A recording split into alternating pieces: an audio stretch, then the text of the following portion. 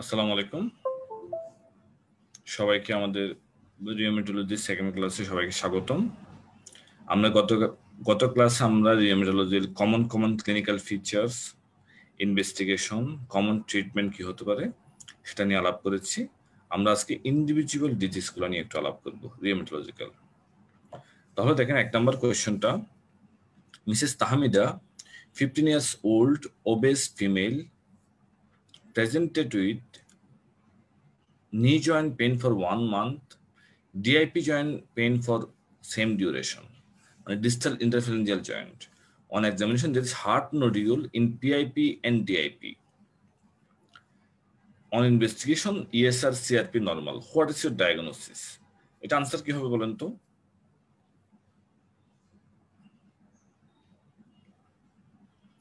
একজন বলেন এটা আনসার কি হবে? মাহবুব রহমান বলেন তো এটা আনসার কি হবে?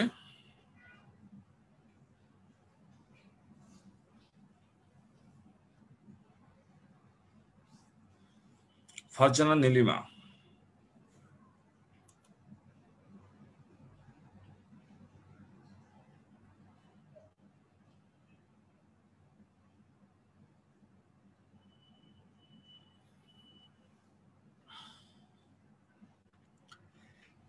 সাদিয়া সুলতানা কি হতে পারে আনসার? তাহলে দেখেন জি হ্যাঁ শিওর বলেন জি অস্টিওআর্থ্রাইটিস। Osteoarthritis, very good. কেন অস্টিওআর্থ্রাইটিস বললেন? Proximal interphalangeal joint, distal interphalangeal joint involve, আর নোডিউল আর জয়েন্ট পেন থাকবে। Very good. উনি খুব সুন্দর করে বললো।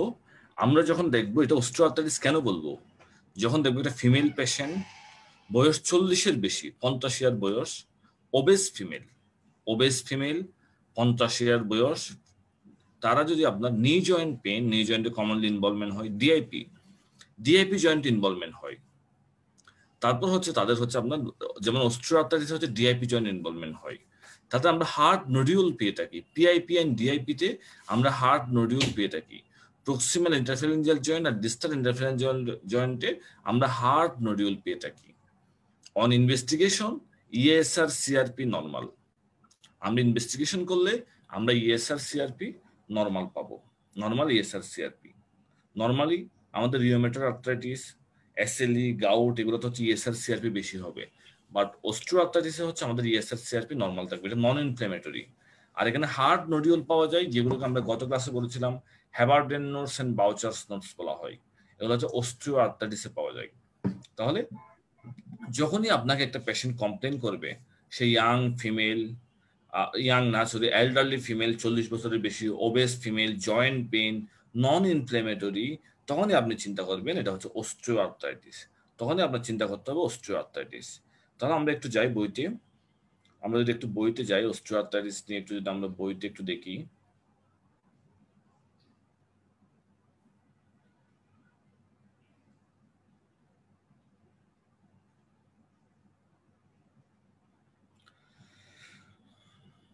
তাহলে আপনারা ডেভিডসনে যান, ডেভিডসনের অস্টিওআর্থ্রাইটিস পোর্শনটা একটু সবাই ওপেন করেন। অস্টিওআর্থ্রাইটিস পোর্শনটা ডেভিডসনের সবাই দেখেন। Osteoarthritis is the most common cause of arthritis and major cause of pain and disability in older people. অবশ্যই older people হবে, and it is focal loss of articular cartilage. আমরা গত ক্লাসে বলেছিলাম কার্টিকুলেজ, সাবকন্ডাল স্ক্লেরোসিস বা অস্টিওফাইট ফর্মেশন হয়, সেটা হচ্ছে আপনার এই অস্টিওআর্থ্রাইটিসে এই জিনিসগুলো ফর্মেশন হবে। এরপর যদি আমরা নিচে যাই, কেন হতে পারে রিস্ক ফ্যাক্টর অস্টিওআর্থ্রাইটিসের, কিছু জেনেটিক ফ্যাক্টর আছে, কিছু ডেভেলপমেন্টাল ফ্যাক্টর আছে, এগুলো আমাদের দরকার নাই।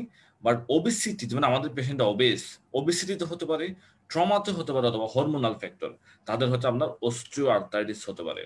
এইসব কন্ডিশনের ক্ষেত্রে আমাদের অস্টিওআর্থ্রাইটিস হতে পারে। এরপর দেখেন, আমরা যদি দেখি আপনার পেশেন্টের হচ্ছে আপনার এই যে এক্সরে ফাইন্ডিংসে দেখেন, নর্মালি এক্স অফ দ্য নিতে হচ্ছে আপনার অস্টিওফাইট, নিচের দিকে সি নাম্বারে osteophyte, white এরোজিয়া, সাবকন্ডাল sclerosis, subchondral cyst, এগুলো হচ্ছে আপনার অস্টিওআর্থ্রাইটিসের এক্সরে ফাইন্ডিংস। এই কয়েকটা কথা একটু আমাদের মনে রাখতে হবে। এক্সরেতে আমরা কি পাবো? এখন ক্লিনিক্যাল ফিচার, একটা পেশেন্ট যখন অস্টিওআর্থ্রাইটিস, সে আপনাকে কি কমপ্লেন করবে? একটা হচ্ছে insidious onset over months to years. সে বলবে হচ্ছে আপনার তার অনেক বছর ধরে তার হচ্ছে আপনার এই পেইন করে, এবং গুড ডেজ ব্যাড ডেজ, এই ব্যথা সে কিছুদিন ভালো থাকে, কিছুদিন খারাপ থাকে, but no morning stiffness, only brief, অল্প সময়ের জন্য তার মর্নিং স্টিফনেস থাকবে। যদি মর্নিং স্টিফনেস 1 ঘন্টার বেশি হয়, তখন এটাকে আমরা বলবো রিউমেটয়েড আর্থ্রাইটিস। এখানে মর্নিং স্টিফনেসটা কম থাকবে। আর ক্লিনিক্যাল সাইন হচ্ছে রেস্ট্রিক্টেড টু মুভমেন্ট, সে মুভমেন্ট একটু রেস্ট্রিক্টেড হবে। এন্ড পালপেবল অডিবল কোর্স ক্রিপিটাস, খুব ইম্পর্টেন্ট, তার হচ্ছে কোর্স ক্রিপিটাস পাওয়া যেতে পারে। এখন যদি দেখেন, আপনাকে যদি আপনার আত্মীয় স্বজন, একটা ফিমেল কোনো আত্মীয় স্বজন, মা, খালা বা অন্য যে কোনো আত্মীয় স্বজন বললো যে দেখেন যে বলতে আমার হাঁটুতে খুব বেশি ব্যথা, মাঝে মাঝে ব্যথা ভালো থাকে, মাঝে মাঝে খারাপ থাকে, এবং যখন হাঁটু যখন মুভ করি তখন এখানে কোর্স ক্রিপিটাস একটা শব্দ শুনি আমি, তখন আমরা চিন্তা করতে হবে তাহলে এটা অস্টিওআর্থ্রাইটিস, তখন এটা হচ্ছে অস্টিওআর্থ্রাইটিস। আবার কিছু কিছু অস্টিওআর্থ্রাইটিসের নুডাল পাওয়া যায়, এটাকে বলা হয় আপনার নুডাল অস্টিওআর্থ্রাইটিস। কিছু কিছু অস্টিওআর্থ্রাইটিসের নুডাল পাওয়া যায়, এটাকে বলে নুডাল অস্টিওআর্থ্রাইটিস। সে যেমন দেখেন এখানে আমরা হ্যাবারড্যান্স নোস, বাউচার সোলস পাবো, ফিমেল প্রিডোমিনেন্ট হবে। তারপর হচ্ছে আপনার আপনার হচ্ছে মিডল এজে হবে, এটা নর্মালি এটা এল্ডারলিতে হয়, তখন আমরা এই অস্টিওআর্থ্রাইটিস পাবো। এখন আপনি অস্টিওআর্থ্রাইটিস হচ্ছে আপনি চিন্তা করলেন, আপনি কি ইনভেস্টিগেশন করবেন? অস্টিওআর্থ্রাইটিস আমরা নর্মালি চোখ বন্ধ করে যে ইনভেস্টিগেশনটা করি সেটা হচ্ছে এক্সরে। আমরা একটা ইনভেস্টিগেশন করি plain X ray of the affected joint. সেখানে আমরা কি পাবো? সেখানে আমরা অস্টিওফাইট পাবো, সেখানে আমরা subchondral sclerosis, subchondral cyst, joint margin erosion, এগুলো পাবো। আর আমরা সিবিসিএসআর সিআরপি করতে পারি। যদি সিবিসিএসআর সিআরপি করি, সেই সিবিসিএসআর সিআরপি সেগুলো হচ্ছে আমাদের নর্মাল থাকবে। সিবিসিএসআর সিআরপি করলে সেগুলো নর্মাল থাকবে। এগুলো হচ্ছে আমাদের অস্টিওআর্থ্রাইটিসের এই কয়েকটা কথা আমাদের মনে রাখতে হবে।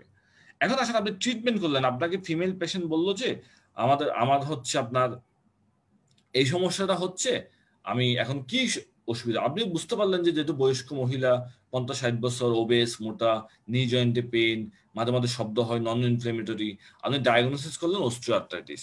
তখন আপনার ম্যানেজমেন্ট হচ্ছে এডুকেশন, আপনাকে এক্সপ্লেন করতে হবে এটা একটা নন ইনফ্লেমেটরি কন্ডিশন, এটা যে আপনি একটা ওবেস, এই ওবেসিটির কারণে এটা হতে পারে। তাহলে আপনার ফার্স্ট কাজ হচ্ছে আপনার ওজন কমাইতে হবে। 1 নাম্বার কাজ হচ্ছে আপনার ওজন কমাইতে হবে।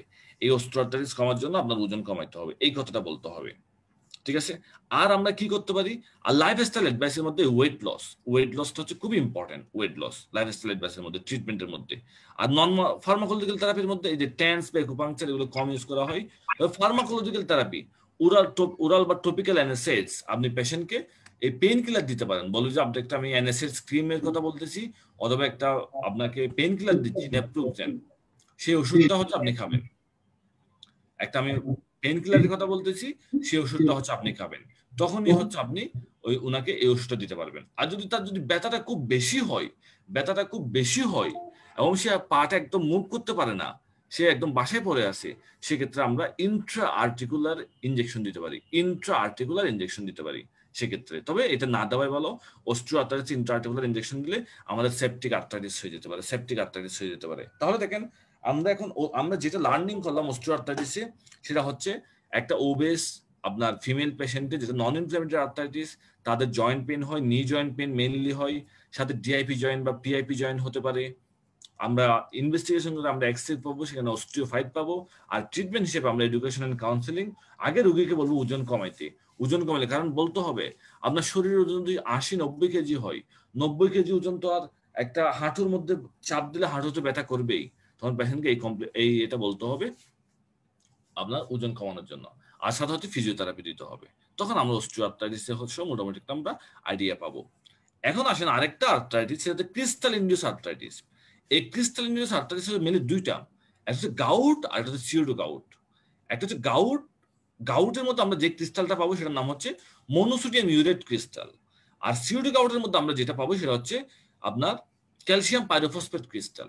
তাহলে আপনার হচ্ছে এই ক্রিস্টাল ইনডিউস আর্থ্রাইটিস দুইটা, সিউডো গাউটের মধ্যে আমরা পাবো দেখেন 24.4 দেওয়া আছে, 4 আপনার হচ্ছে কি যেটা পাবো সেটা হচ্ছে মনোসোডিয়াম ইউরেট ক্রিস্টাল। আর সিউডো গাউটে আমরা যেটা পাবো ক্যালসিয়াম পাইরোফসফেট ক্রিস্টাল। এগুলো ক্রিস্টালগুলো পেয়ে থাকি। এখন আসেন কাদের হচ্ছে গাউট হতে পারে? Hyperuricaemia, gout normally uric acid বাড়লে হতে পারে। কাদের এই গাউট হয়? নরমালি মোস্ট কমন কজ হচ্ছে নরমালি ইউরিক অ্যাসিড হচ্ছে কিডনি দ্বারা এক্সক্রিশন হয়। আমাদের কিছু কন্ডিশন আছে যেখানে হচ্ছে ইউরিক অ্যাসিড কিডনি দ্বারা এক্সক্রিশন কম হয়। কিরকম? যেমন কারো রেনাল ফেলোর থাকে, অথবা ল্যাব টক্সিসিটি থাকে, অ্যালকোহল খেয়ে থাকে, অথবা কিছু ড্রাগ। আপনি দেখবেন একটা রোগী গাউট নিয়ে আসলো, আপনি হিস্ট্রি নিলেন, আপনি কি এই ওষুধটা খাচ্ছেন? যদি রোগী বলে হ্যাঁ আমি ডায়াবেটিক্স খাই হাইপার টেনশনের জন্য, অথবা আমি হার্টের সমস্যার জন্য অ্যাসপিরিন খাই, তখন আপনার বুঝে নিতে হবে তার হচ্ছে এই ড্রাগের কারণে গাউট হচ্ছে, ড্রাগের কারণে গাউট হচ্ছে। অথবা কেউ যদি সি ফুড বেশি খায়, রেড মিট বেশি খায়, তাদের গাউট হতে পারে। অথবা কারো যদি হ্যামাটোলজিক্যাল কোনো ডিজিজ থাকে, মাইলোপ্রলিফারেটিভ বা লিম্ফোপ্রলিফারেটিভ, তাদের হচ্ছে গাউট হতে পারে। তাহলে এই কয়েকটা জিনিস আমাদের খেয়াল রাখতে হবে, কোন কোন কন্ডিশনে গাউট হতে পারে, কোন কোন কন্ডিশনে গাউট হতে পারে। তাহলে গাউটটা কেন হয়? নর্মালি আমরা খাবার দাবার খেলে, সি ফুড এখানে গেলে, এখানে হচ্ছে আমাদের এই খাবার দাবার থেকে পিউরিন তৈরি হয়, সেই পিউরিন থেকে আয়োনাইসিন, সেখান থেকে হাইপোজেন্টিন, সেই হাইপোজেন্টিনকে জেন্টিন অক্সিডেজ এনজাইমের মাধ্যমে আপনার ইউরিক অ্যাসিড উৎপন্ন হয়।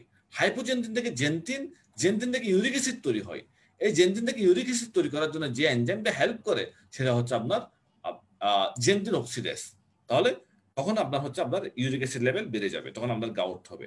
তাহলে আপনি জেন্টিন অক্সিডেজ এনজাইমটাকে ইনহিবিট করলে এলোপেরিনাল বা ফেব্রিক স্টেট দ্বারা, এলোপেরিনাল বা ফেব্রিক যে স্টেট দ্বারা, তখন হচ্ছে আপনার ইউরিক অ্যাসিড প্রোডাকশনটা কম হবে, তখন হচ্ছে আপনার গাউটটা প্রিভেন্ট করতে পারবেন। তাহলে আমরা বললাম গাউটের কজ কি, রেনাল এক্সক্রিশন বা হ্যামাটোলজিক্যাল ডিজিজ। গাউট কিভাবে হতে পারে?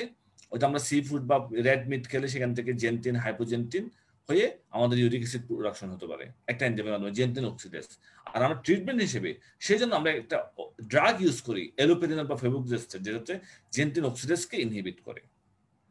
এখন আসেন, এই যে আমরা গাউট গাউট করতেছি, একটা পেশেন্টের গাউট আমরা এটা কিভাবে বুঝতে পারবো? গাউট কিভাবে বুঝতে পারবো? আমাদের এটা খেয়াল রাখতে হবে। আপনাকে রোগী হঠাৎ করে বলতে পারে, আপনি যখন হাসপাতালে ইন্টার্নি করতেছেন বা আপনি কোথাও বসে আছেন, পেশেন্ট হঠাৎ করে বলতে পারে আমার কি আমার এটা আঙ্গুলটা হঠাৎ ফুলে গেছে কেন? ঠিক তার বৃদ্ধাঙ্গুলটা এরকম একদম রেড সুয়েলিং লাল হয়ে যাবে। ঠিক আছে, ফার্স্ট টাইম টিবি জয়েন 50% কেসের ক্ষেত্রে এটা কিরকম হবে? Repeat onset and maximum severity in 2 থেকে 6 আওয়ার্স, 2 থেকে 6 ঘন্টার মধ্যে তার হচ্ছে খুব বেশি ব্যথা হবে। পেশেন্ট বলবে ওর্স্ট পেন এভার, সে বলবে যে এত ব্যথা আমার জীবনও হয় না, এবং এক্সট্রিমলি টেন্ডার। আপনি বলবেন যে দেখি আমি একটু হাত দিয়ে ধরে দেখি, সে বলবে না না ধরা যাবে না, হাত দিয়ে ধরলে সে জুড়ে চিল্লায় উঠতেছে। এটা হচ্ছে আপনার একিউট গাউট। এই কন্ডিশনটা হচ্ছে আপনার একিউট গাউট। আপনি তখন বলবেন এটা হচ্ছে একিউট গাউট। তবে এটা আস্তে আস্তে সেলফ লিমিটিং, 5 থেকে 14 দিনের মধ্যে নিজে নিজে ভালো হয়ে যায়। 5 থেকে 14 দিনের মধ্যে এই গাউটটা হচ্ছে নিজে নিজে ভালো হয়ে যায়। এখন বলেন গাউটে যদি আমরা একটা মনো আর্থ্রাইটিস, ইনফ্ল্যামেটরি মনো আর্থ্রাইটিস, এখানে যদি আমরা একটা ইনভেস্টিগেশন করি, সেটা কি করব? আমরা গত ক্লাসে বলেছিলাম সিঙ্গেল ইনফ্ল্যামেটরি মনো আর্থ্রাইটিস কি ইনভেস্টিগেশন করব? জয়েন্ট ইন্সপিরেশন করব, জয়েন্ট। ভেরি গুড, আমরা জয়েন্ট এসপিরেশন করব। আমরা জয়েন্ট, তাহলে দেখেন ইনভেস্টিগেশন, একটা ইনভেস্টিগেশন আমরা জয়েন্ট এসপিরেশন করব।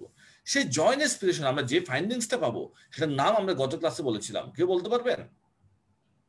Monosodium urate crystal very good, monosodium urate ক্রিস্টালের কি shape? Needle shape. Needle shape আমরা ক্রিস্টাল পাবো, তখনই আমরা বুঝতে পারবো এটা হচ্ছে acute gout.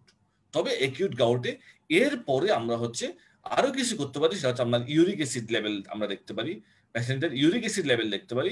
Normally uric acid লেভেলটা হচ্ছে ইউজুয়ালি নর্মাল থাকে, ইউরিক অ্যাসিড লেভেলটা হচ্ছে ইউজুয়ালি নর্মাল থাকতে পারে একিউট গাউটে। অনেক সময় অনেকে মনে করে হচ্ছে আচ্ছা গাউট গাউট মানে ইউরিক অ্যাসিড বেড়ে যায়, তাহলে আমরা একটা ইউরিক অ্যাসিড লেভেল দেখি, যদি ইউরিক অ্যাসিড লেভেল নর্মাল, বলতে আপনার এটা গাউট না। তবে মনে রাখতে হবে একিউট গাউটে ইউরিক অ্যাসিড নর্মাল থাকতে পারে, বাট ক্রনিক গাউটে, যেখানে ক্রনিক হাইপারইউরেসিমিয়া, সেখানে ইউরিক অ্যাসিড বাড়তে পারে। তাহলে দেখেন লাইনটা একটু, হাইপারইউরেসিমিয়া usually is present in gout, but levels may be normal during an acute attack because serum urate falls during inflammation. যখন ইনফ্লামেশন হয় তখন ইউরেট ফল করে, সেজন্য আমাদের এটা মনে রাখতে হবে।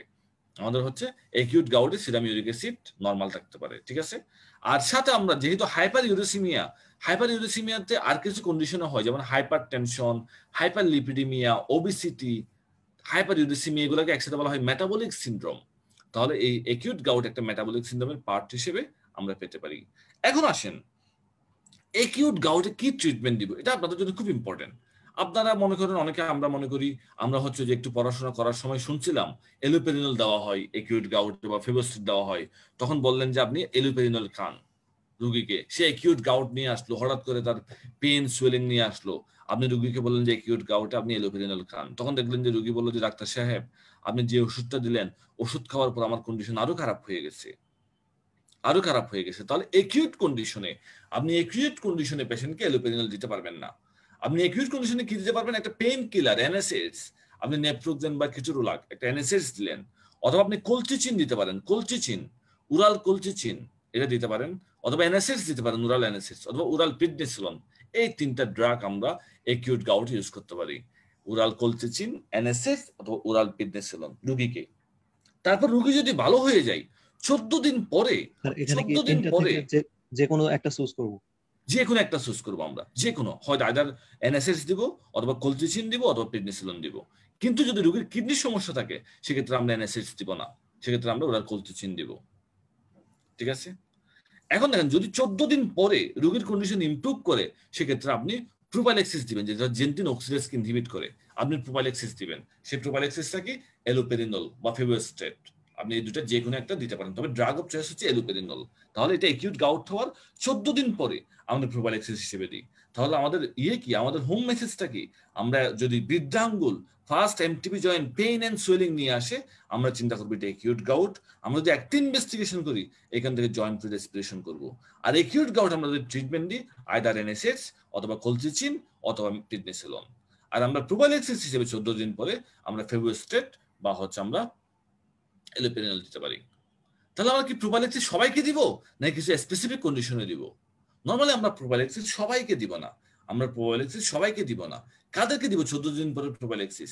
যাদের হচ্ছে রিকারেন্ট অ্যাটাক হচ্ছে, যদি রুগী বলে আমার বারবার হচ্ছে অ্যাকিউট গাউট হয়, অথবা তার বোন জয়েন্ট ড্যামেজ, যদি রুগী যদি বলে আমার বোনস এন্ড জয়েন্টে ড্যামেজ হচ্ছে, দেখবেন যে আপনার টফাই ডেভেলপ করছে, তার টফাই ডেভেলপ করছে, সেক্ষেত্রে আপনি তাকে দিবেন বোনস জয়েন্ট ড্যামেজ হয়ে টফাই ডেভেলপ করছে। অথবা যদি রুগীর আপনার আছে রেনাল ইম্পেয়ারমেন্ট আছে, অথবা নেফ্রোলিথিয়াসিস আছে, রেনাল স্টোন আছে, সেক্ষেত্রে আপনি প্রোপাইলেক্সিস এলোপেরিনল বা ফেভিস্টেট দিবেন, না হয় দিবেন না। আর টফাই মানে কি? ওই যে গাউটের ওই জায়গায় হচ্ছে, একটা ছবি আছে, গাউটের ওই জায়গায় হচ্ছে আপনার একদম একটা সুয়েলিং হয়ে শক্ত হয়ে যায়, এটাকে বলা হয় টফাই। এই যেখানে দেখা যাচ্ছে এটা হচ্ছে টফাই একটা, এই গাউটে। তাহলে এখন আসলে গাউট তো গেল, এখন আসেন সিউডো গাউট। সিউডো গাউট মানে হচ্ছে calcium pyrophosphate crystal, calcium pyrophosphate crystal বা ডিপোজিশন, এটাকে আমরা সিউডো গাউট বলি। এই সিউডো গাউটে কাদের হয়? এই সিউডো গাউট হয় তিনটা কমন কন্ডিশনে। একটা হচ্ছে এজ, যাদের বয়স বেশি, যাদের অস্ট্রো আর্থ্রাইটিস, রোগী বলতেছে আমার অনেকদিন ধরে অস্ট্রো আর্থ্রাইটিস, ঠিক আছে, অথবা প্রাইমারি হাইপার প্যারাথাইরয়েডিজম, কারো যদি প্যারাথাইরয়েড হরমোন বেশি থাকে তাদের ক্ষেত্রে সিউডো গাউট হতে পারে, অথবা হেমোক্রোমাটোসিস, অথবা হচ্ছে উইলসন ডিজিজ, অথবা হাইপোফসফেটেমিয়া, অথবা হাইপোম্যাগনেসিমিয়া। এইসব কন্ডিশন হচ্ছে কন্ড্রোক্যালসিনোসিস, মানে হচ্ছে সিউডো গাউট হতে পারে। তখন আপনি যদি এক্সরে করেন, এক্সরে করলেও হচ্ছে আপনি এখানে ক্যালসিয়াম ডিপোজিশন পাবেন, ক্যালসিনোসিস পাবেন। ক্যালসিনোসিস পেলে তখন আপনার চিন্তা করতে হবে সিউডো গাউট। তাহলে দেখেন একটা অস্ট্রো আর্থ্রাইটিসের পেশেন্ট অথবা একটা প্রাইমারি হাইপার প্যারাথাইরয়েডিজমের পেশেন্ট যদি আপনার কাছে নিয়ে আসে জয়েন্ট পেন এন্ড সুয়েলিং নিয়ে, সেক্ষেত্রে আপনি চিন্তা করতে হবে এটা সিউডো গাউট হতে পারে, এটা ক্যালসিয়াম পাইরোফসফেট ক্রিস্টাল হতে পারে। সিউডো গাউট গাউটের মতো সেম আমরা এসপিরেশন করব, এসপিরেশন করে আমরা এখানে কি পাবো? ওইখানে আমরা হচ্ছে আপনার ক্যালসিয়াম পাইরোফসফেট ক্রিস্টাল পাবো। এখানে ইনভেস্টিগেশন সেম, আমরা এসপিরেশন করব, এসপিরেশন করে আমরা ক্যালসিয়াম পাইরোফসফেট ক্রিস্টাল পাবো। আর ট্রিটমেন্টও হচ্ছে সিউডো গাউটের মতো, আমরা সেম ট্রিটমেন্ট দিব। ঠিক আছে? তাহলে এটা আমাদের আলাদা করে খুব বেশি করার দরকার নাই। এখন আসেন এটাকে সিউডো গাউট কেন বলা হয়? ও এটা হচ্ছে আপনার ঠিক গাউটের মতো ক্লিনিক্যাল ফিচার নিয়ে আসে, বাট তাদের হচ্ছে আপনার বায়োকেমিক্যাল অ্যাবনরমালিটি সবকিছু হচ্ছে আমাদের গাউটের মতো না। ঠিক আছে? দেখেন এইটা হচ্ছে আপনার ক্যালসিয়াম, এখানে যে ডিপোজিশন হয়, the condition associated deposition of the calcium pyrophosphate crystal within articular and hyaline cartilage is অফার রেফার টু সিউডো গাউট। ঠিক আছে? এটা নরমালি হচ্ছে আপনার গাউটের মতো, তার সবকিছু আপনার প্রেজেন্টেশন সবকিছু গাউটের মতো, বাট এটা আসলে গাউট না। এই জন্য তার সব প্রেজেন্টেশনটা গাউটের মতো, বাট এটা আসলে গাউট না, এই জন্য এটাকে বলা হয় সিউডো গাউট। এখন আসেন আরেকটা কন্ডিশন আছে আমাদের, একটু লাগবে, ফাইব্রোমায়ালজিয়া। ফাইব্রোমায়ালজিয়া এটা একটু আমাদের একটু জাস্ট ডিজিজটার নামটা একটু মনে রাখতে হবে। এই ফাইব্রোমায়ালজিয়াটা হয় হচ্ছে আমাদের নরমালি জেনারেলাইজড পেইন, এন্ড কিছু ইয়াং ফিমেল আছে তাদের বডি বিভিন্ন জায়গায় জেনারেলাইজড পেইন হয়। রোগী সবসময় বলে যে ফিমেল পেশেন্ট নর্মালি হচ্ছে যাদের হচ্ছে আপনার ফ্যামিলিতে ডিসহারমোনি থাকে, হাজবেন্ডের সাথে সবসময়, হাজবেন্ড বা বয়ফ্রেন্ডের সাথে সবসময় একটা ঝগড়াঝাটি থাকবে, অথবা হাজবেন্ড বিদেশে থাকবে, অথবা যাদের ডিভোর্স হয়ে যাবে, এইরকম ফ্যামিলিতে একটা ডিসহারমোনি থাকবে। এইরকম একটা যখন ইয়াং ফিমেল বলবে যে আমার পুরো বডিতে সবসময় ব্যথা করে, আমার রাতে ঘুমের ডিস্টার্ব হয়, আর আমার যখন আপনি যখন চাপ দিয়ে দেখবেন বিভিন্ন টেন্ডার পয়েন্ট পাবেন বডির বিভিন্ন জায়গায়, তখন আপনি চিন্তা করবেন এটা ফাইব্রোমায়ালজিয়া, এটা ফাংশনাল ডিজিজ। ঠিক আছে, তার হচ্ছে আপনার ফ্যামিলিয়াল ডিসহারমোনি, তার এইগুলোর কারণে হচ্ছে তার এই ফাইব্রোমায়ালজিয়াটা হয়। ঠিক আছে, তাহলে ফাইব্রোমায়ালজিয়া কাদের হতে পারে? এই যে আপনার প্রিভিয়াস এবিউজ, মেরিটাল ডিসহারমোনি, অ্যালকোহলিজম, পোর স্লিপ হেলথ, প্রিভিয়াস অ্যাসল্ট, তাদের ক্ষেত্রে এই ফাইব্রোমায়ালজিয়া হতে পারে। তাহলে আমরা কি সিমটমস পেতে পারি? আমরা ওয়াইড স্প্লিট পেইন, রোগী সবসময় ফেটিক থাকবে, এবং আর্লি মর্নিং স্টিফনেস, আর সাথে তার হচ্ছে আপনার বিভিন্ন টেন্ডার পয়েন্ট পাবেন, বিভিন্ন টেন্ডার পয়েন্ট আমরা ক্লিনিক্যাল ফিচারে এই ওয়াইড স্প্লিট পেইন পাবো। আর যে ব্যথাটা হচ্ছে, নর্মালি আমরা যে কোনো ব্যথা হচ্ছে পেইন কিলার খেলে কমে যায়, বাট তার এই ব্যথাটা হচ্ছে পেইন কিলার খেলে কমবে না, কারণ এটা মনের অসুখ, এটা হচ্ছে পেইন কিলার খেলে কমবে না। যদি তার হচ্ছে এই সমস্যাগুলো সমাধান করা হয়, তারপর আস্তে আস্তে তার এই ব্যথাটা কমে যাবে। এটা হচ্ছে আমাদের ফাইব্রোমায়ালজিয়া। এই ফাইব্রোমায়ালজিয়ার পেশেন্টে যখন আপনি এই লাল লাল করে কিছু পয়েন্ট দেওয়া আছে, সেই পয়েন্টগুলো দেওয়ার ওই জায়গায় যদি আপনি চাপ দেন, রুগীকে জিজ্ঞেস করবেন আপনার কি এই জায়গায় কোনো ব্যথা আছে কিনা, রুগী বলবো যে হ্যাঁ বাবা আমার এখানে চাপ দিলে ব্যথা লাগে, এখানে আমার ব্যথা লাগে, এইসব জায়গায় ব্যথা লাগবে। ঠিক আছে, তাহলে আপনি যখন প্রপারলি হিস্ট্রি নিয়ে দেখবেন, তখন দেখবেন এটা ফাইব্রোমায়ালজিয়া হতে পারে। বাট আপনি হচ্ছে একদম ক্লিনিক্যালি বলতে পারবেন না, আপনার অবশ্যই ইনভেস্টিগেশন করতে হবে। সব ইনভেস্টিগেশন করার পরে যদি ইনভেস্টিগেশন নর্মাল আসে, তখনই আপনি বলতে পারবেন তার তো সবকিছু নর্মাল, বাট তার রিস্ক ফ্যাক্টর আছে, এটা ফাইব্রোমায়ালজিয়া। ঠিক ইনভেস্টিগেশন করবো আমরা, এই যে সব ইনভেস্টিগেশন, আমরা পেশেন্টকে সিবিসি, আমরা লিভার ফাংশন, আমরা রেনাল ফাংশন, আমরা ইএসআর, আমরা thyroid function, calcium phosphate, ALP, ANA, তারপর হচ্ছে ইএনএ প্রোফাইল, সিয়াঙ্কা পিয়াঙ্কা কমপ্লিমেন্ট, সব টেস্ট করে দেখবো আসলে কোনো অসুখ আছে কিনা।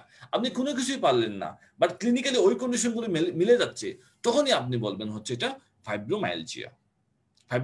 তখন এই পেশেন্টগুলো নর্মালি হচ্ছে আপনার এনএসএডসে হচ্ছে রেসপন্স করে না, তখন আমাদের হচ্ছে দিতে হয় পেশেন্টকে কি অ্যান্টিডিপ্রেসেন্ট মানে আমরা এমিট্রিপ্টিলিন দেওয়া হয়, অথবা এসএনআরআই অ্যান্টিডিপ্রেসেন্ট, এসএসআরআই ড্রাগগুলো দেওয়া হয়। এখন আসেন আরেকটা খুব কমন কন্ডিশন, এটা যে আপনি যখন ওয়ার্ডে 50 ইয়ারে কাজ করবেন বা যখন কাজ করবেন তখন ওয়ার্ডে পাবেন। আপনি হাসপাতালে আসছেন বা আপনাকে একটা রোগী নিয়ে আসলো, হঠাৎ করে নি জয়েন্টটা তার পেইন, রোগী বলতেছে আমার এত ব্যথা। জি স্যার, ফাইব্রোমায়ালজিয়াতে কি আমরা কোনো ধরনের বায়োকেমিক্যাল বা কোনো ধরনের ইনভেস্টিগেশন পজিটিভ পাবো না?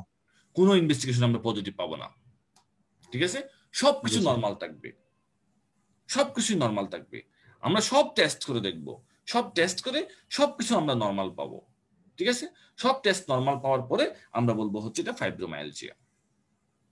এখন আসলে আরেকটা কন্ডিশন, নর্মালি এটা হচ্ছে ডায়াবেটিক পেশেন্ট বা রিউমেটয়েড আর্থ্রাইটিসের পেশেন্ট বা যাদের ইমিউনোসাপ্রেশন হয় তাদের হয়।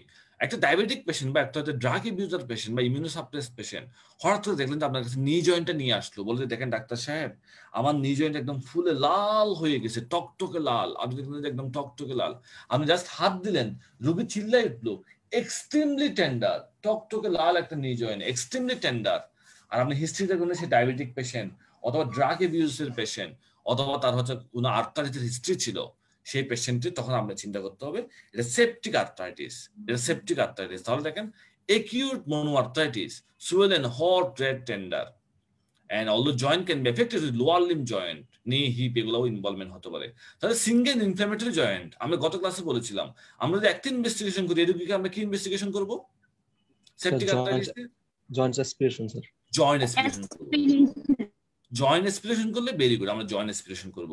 ইনভেস্টিগেশন করলে আমরা জয়েন্ট অ্যাসপিরেশন করব। যদি জয়েন্ট অ্যাসপিরেশন করি সেক্ষেত্রে আমরা হচ্ছে ওইখানে আমরা ওই নিউট্রোফিলিক লিউকোসাইটোসিস পাবো, সাথে আমরা ব্লাড কালচার করতে পারি। মনে রাখবেন যে কোনো ইনফেকশনে, যে কোনো ফিভার বা যে কোনো ইনফেকশনে আপনি ব্লাড কালচার করবেন, আপনি ইউরিন কালচার করবেন, আপনি হচ্ছে চেস্ট এক্সরে করবেন।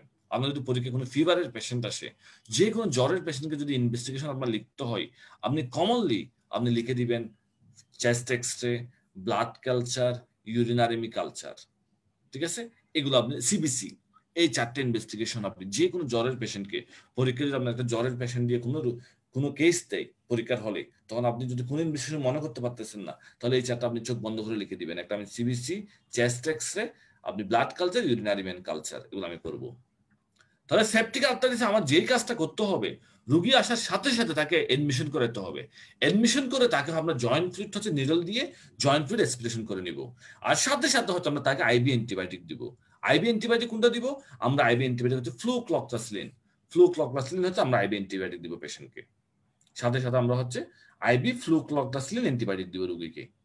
ঠিক আছে?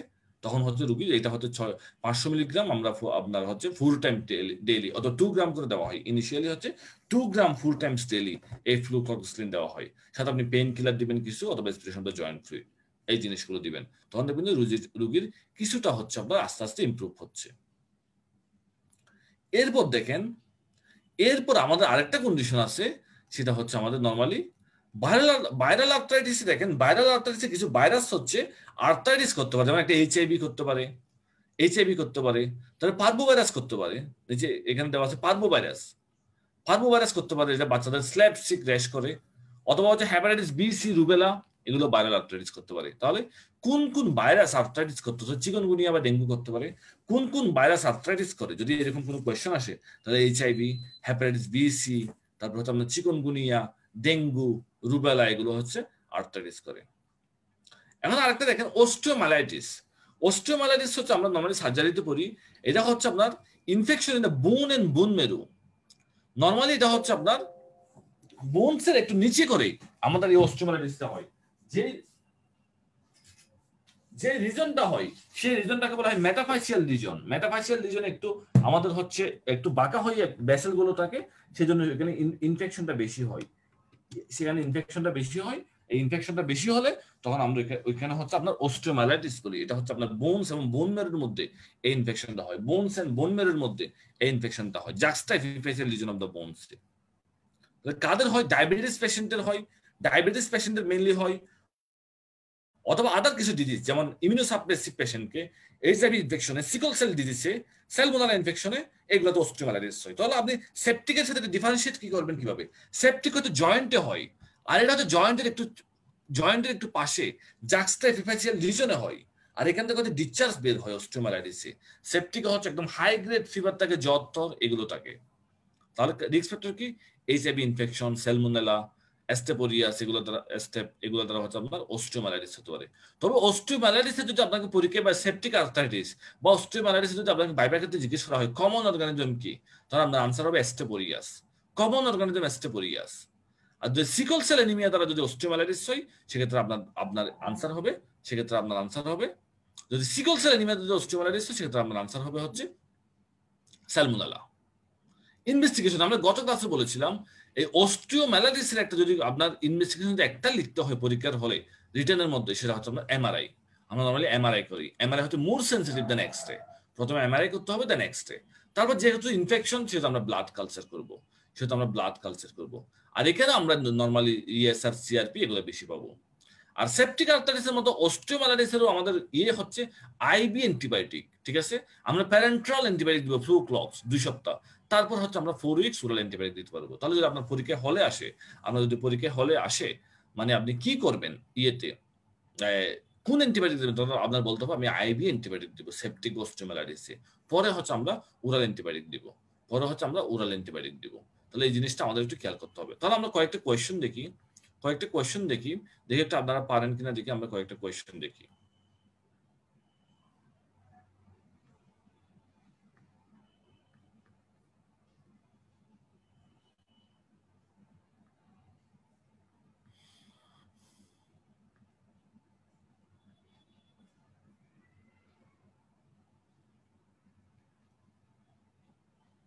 এই কোয়েশ্চেনটা কি হবে বলুন তো আনসার?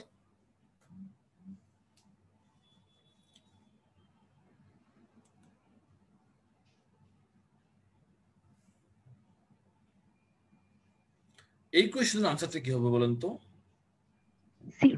সিউডোগাউট। স্যার সিউডোগাউট। Very good. এটা হচ্ছে আমাদের সিউডোগাউট। কেন আমরা বললাম? কারণ দেখেন পেশেন্টের বয়স বেশি, 85 ইয়ার্স, তার একটা অস্টিওআর্থ্রাইটিস ছিল, তার প্রাইমারি হাইপারপ্যারাটাইজম ছিল, এখন সে হচ্ছে আপনার জয়েন্ট পেন নিয়ে আসলো। আমরা এক্সপ্রেশন করার পর দেখলাম যে রম্বয়েড শেপ ক্রিস্টাল, হ্যাঁ রম্বয়েড শেপ ক্রিস্টাল, এটা হচ্ছে আমাদের সিউডোগাউট। যদি এটা যদি আমার calcium pyrophosphate crystal, monosodium urate crystal হইতো, তখন এটাকে আমরা বলতাম গাউট। এটা কি হতে পারে বলেন তো?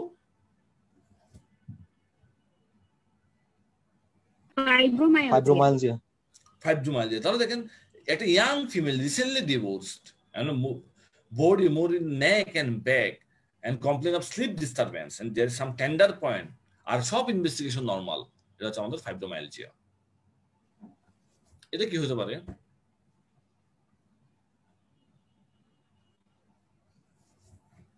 Septic arthritis. সেপটিক আর্থ্রাইটিস কেন বললেন আমরা সেপটিক আর্থ্রাইটিস? এটা swollen hot breath danger knee joint syndrome।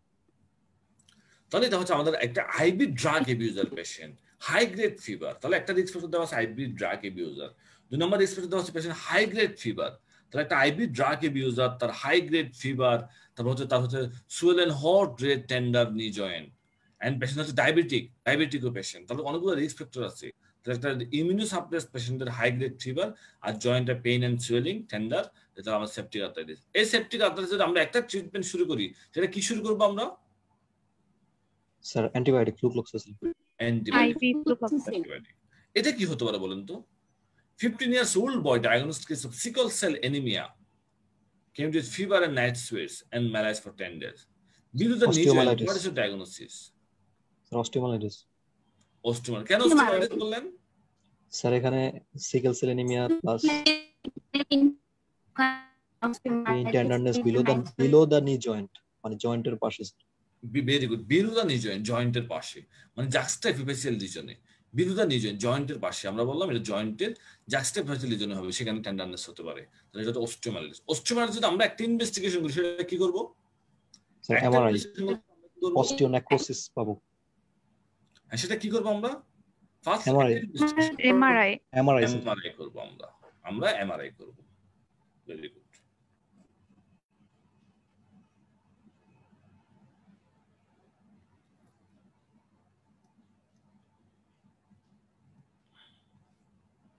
তাহলে আমরা পরে একটু ডেভিডসনে যাই।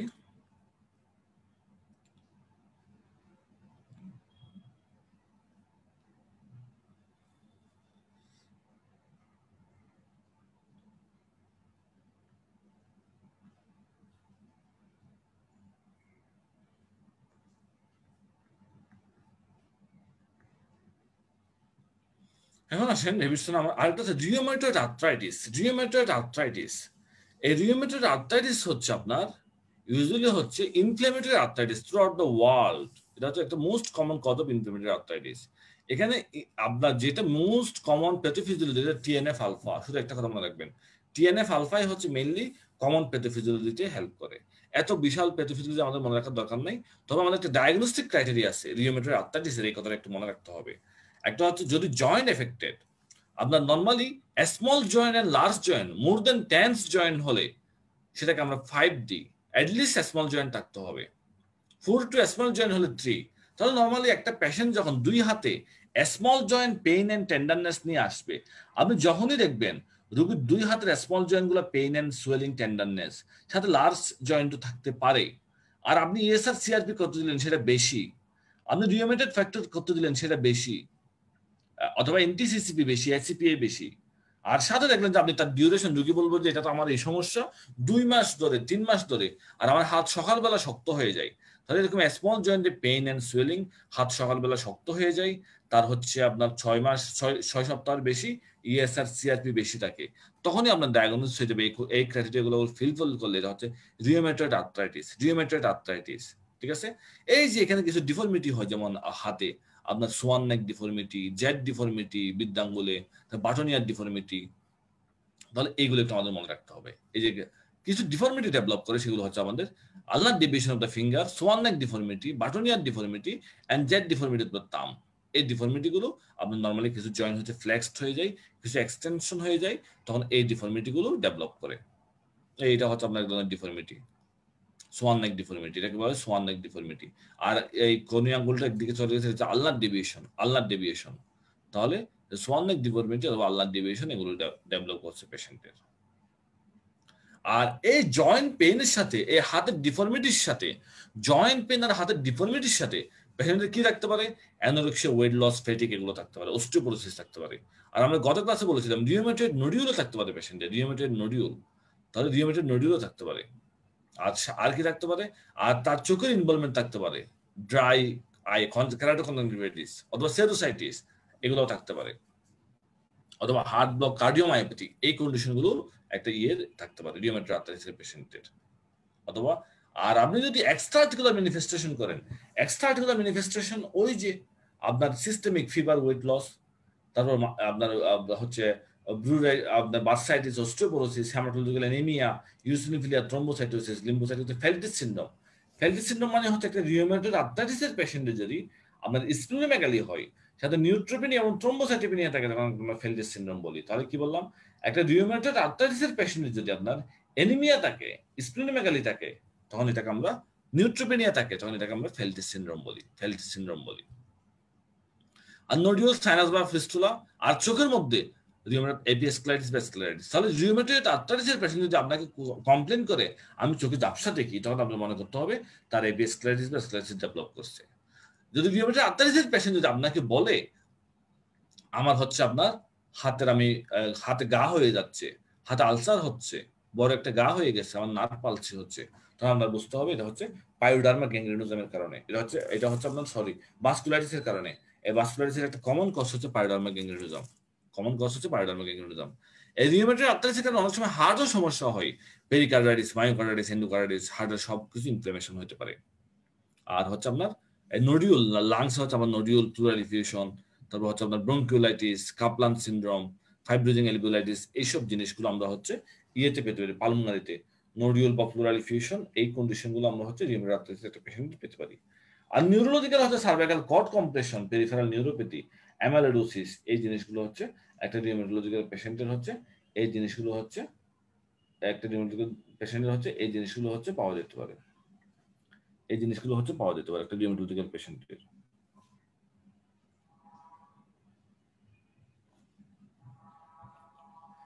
এরপর আসেন এরপর যদি আমরা করি রিউমেটোলজিতে দেখেন আদার কিছু কমপ্লিকেশন হতে পারে। আমরা ফেল্টিস সিনড্রোম মানে কি, অনেকগুলো কথা দেওয়া আছে, আপনারা মনে রাখবেন ফেল্টিস সিনড্রোম মানে হচ্ছে রিউমেটয়েড আর্থ্রাইটিসের পেশেন্টের যদি থ্রম্বোসাইটোপেনিয়া, অ্যানিমিয়া, নিউট্রোপেনিয়া এগুলো থাকে, তখন এটাকে আমরা ফেল্টিস সিনড্রোম বলি। এখন আসেন কি ইনভেস্টিগেশন করবেন? আমরা ইএসআর সিআরপি করব, ইএসআর সিআরপি রেস্ট পাবো, ইএসআর সিআরপি করলে আমরা রেস্ট পাবো, আর এনটিসিসিপি করলে আমরা পজিটিভ পাবো, আর রিউমেটয়েড ফ্যাক্টর করলে আমরা পজিটিভ পাবো। তাহলে এই তিনটা টেস্টের নাম আমাদের একদম পরীক্ষার খাতায় বা যে কোনো ভাইভা দিলে আমাদের বলতে হবে। আমরা রিউমেটয়েড ফ্যাক্টর, এনটিসিসিপি, ইএসআর সিআরপি এগুলো পজিটিভ পাবো, এই কথাটা একটু আমাদের বলতে হবে রিউমেটয়েড আর্থ্রাইটিস। টেস্টগুলো একটু আরেকবার বলবেন? এক নম্বর হচ্ছে আমরা সিবিসি উইথ ইএসআর সিআরপি করব।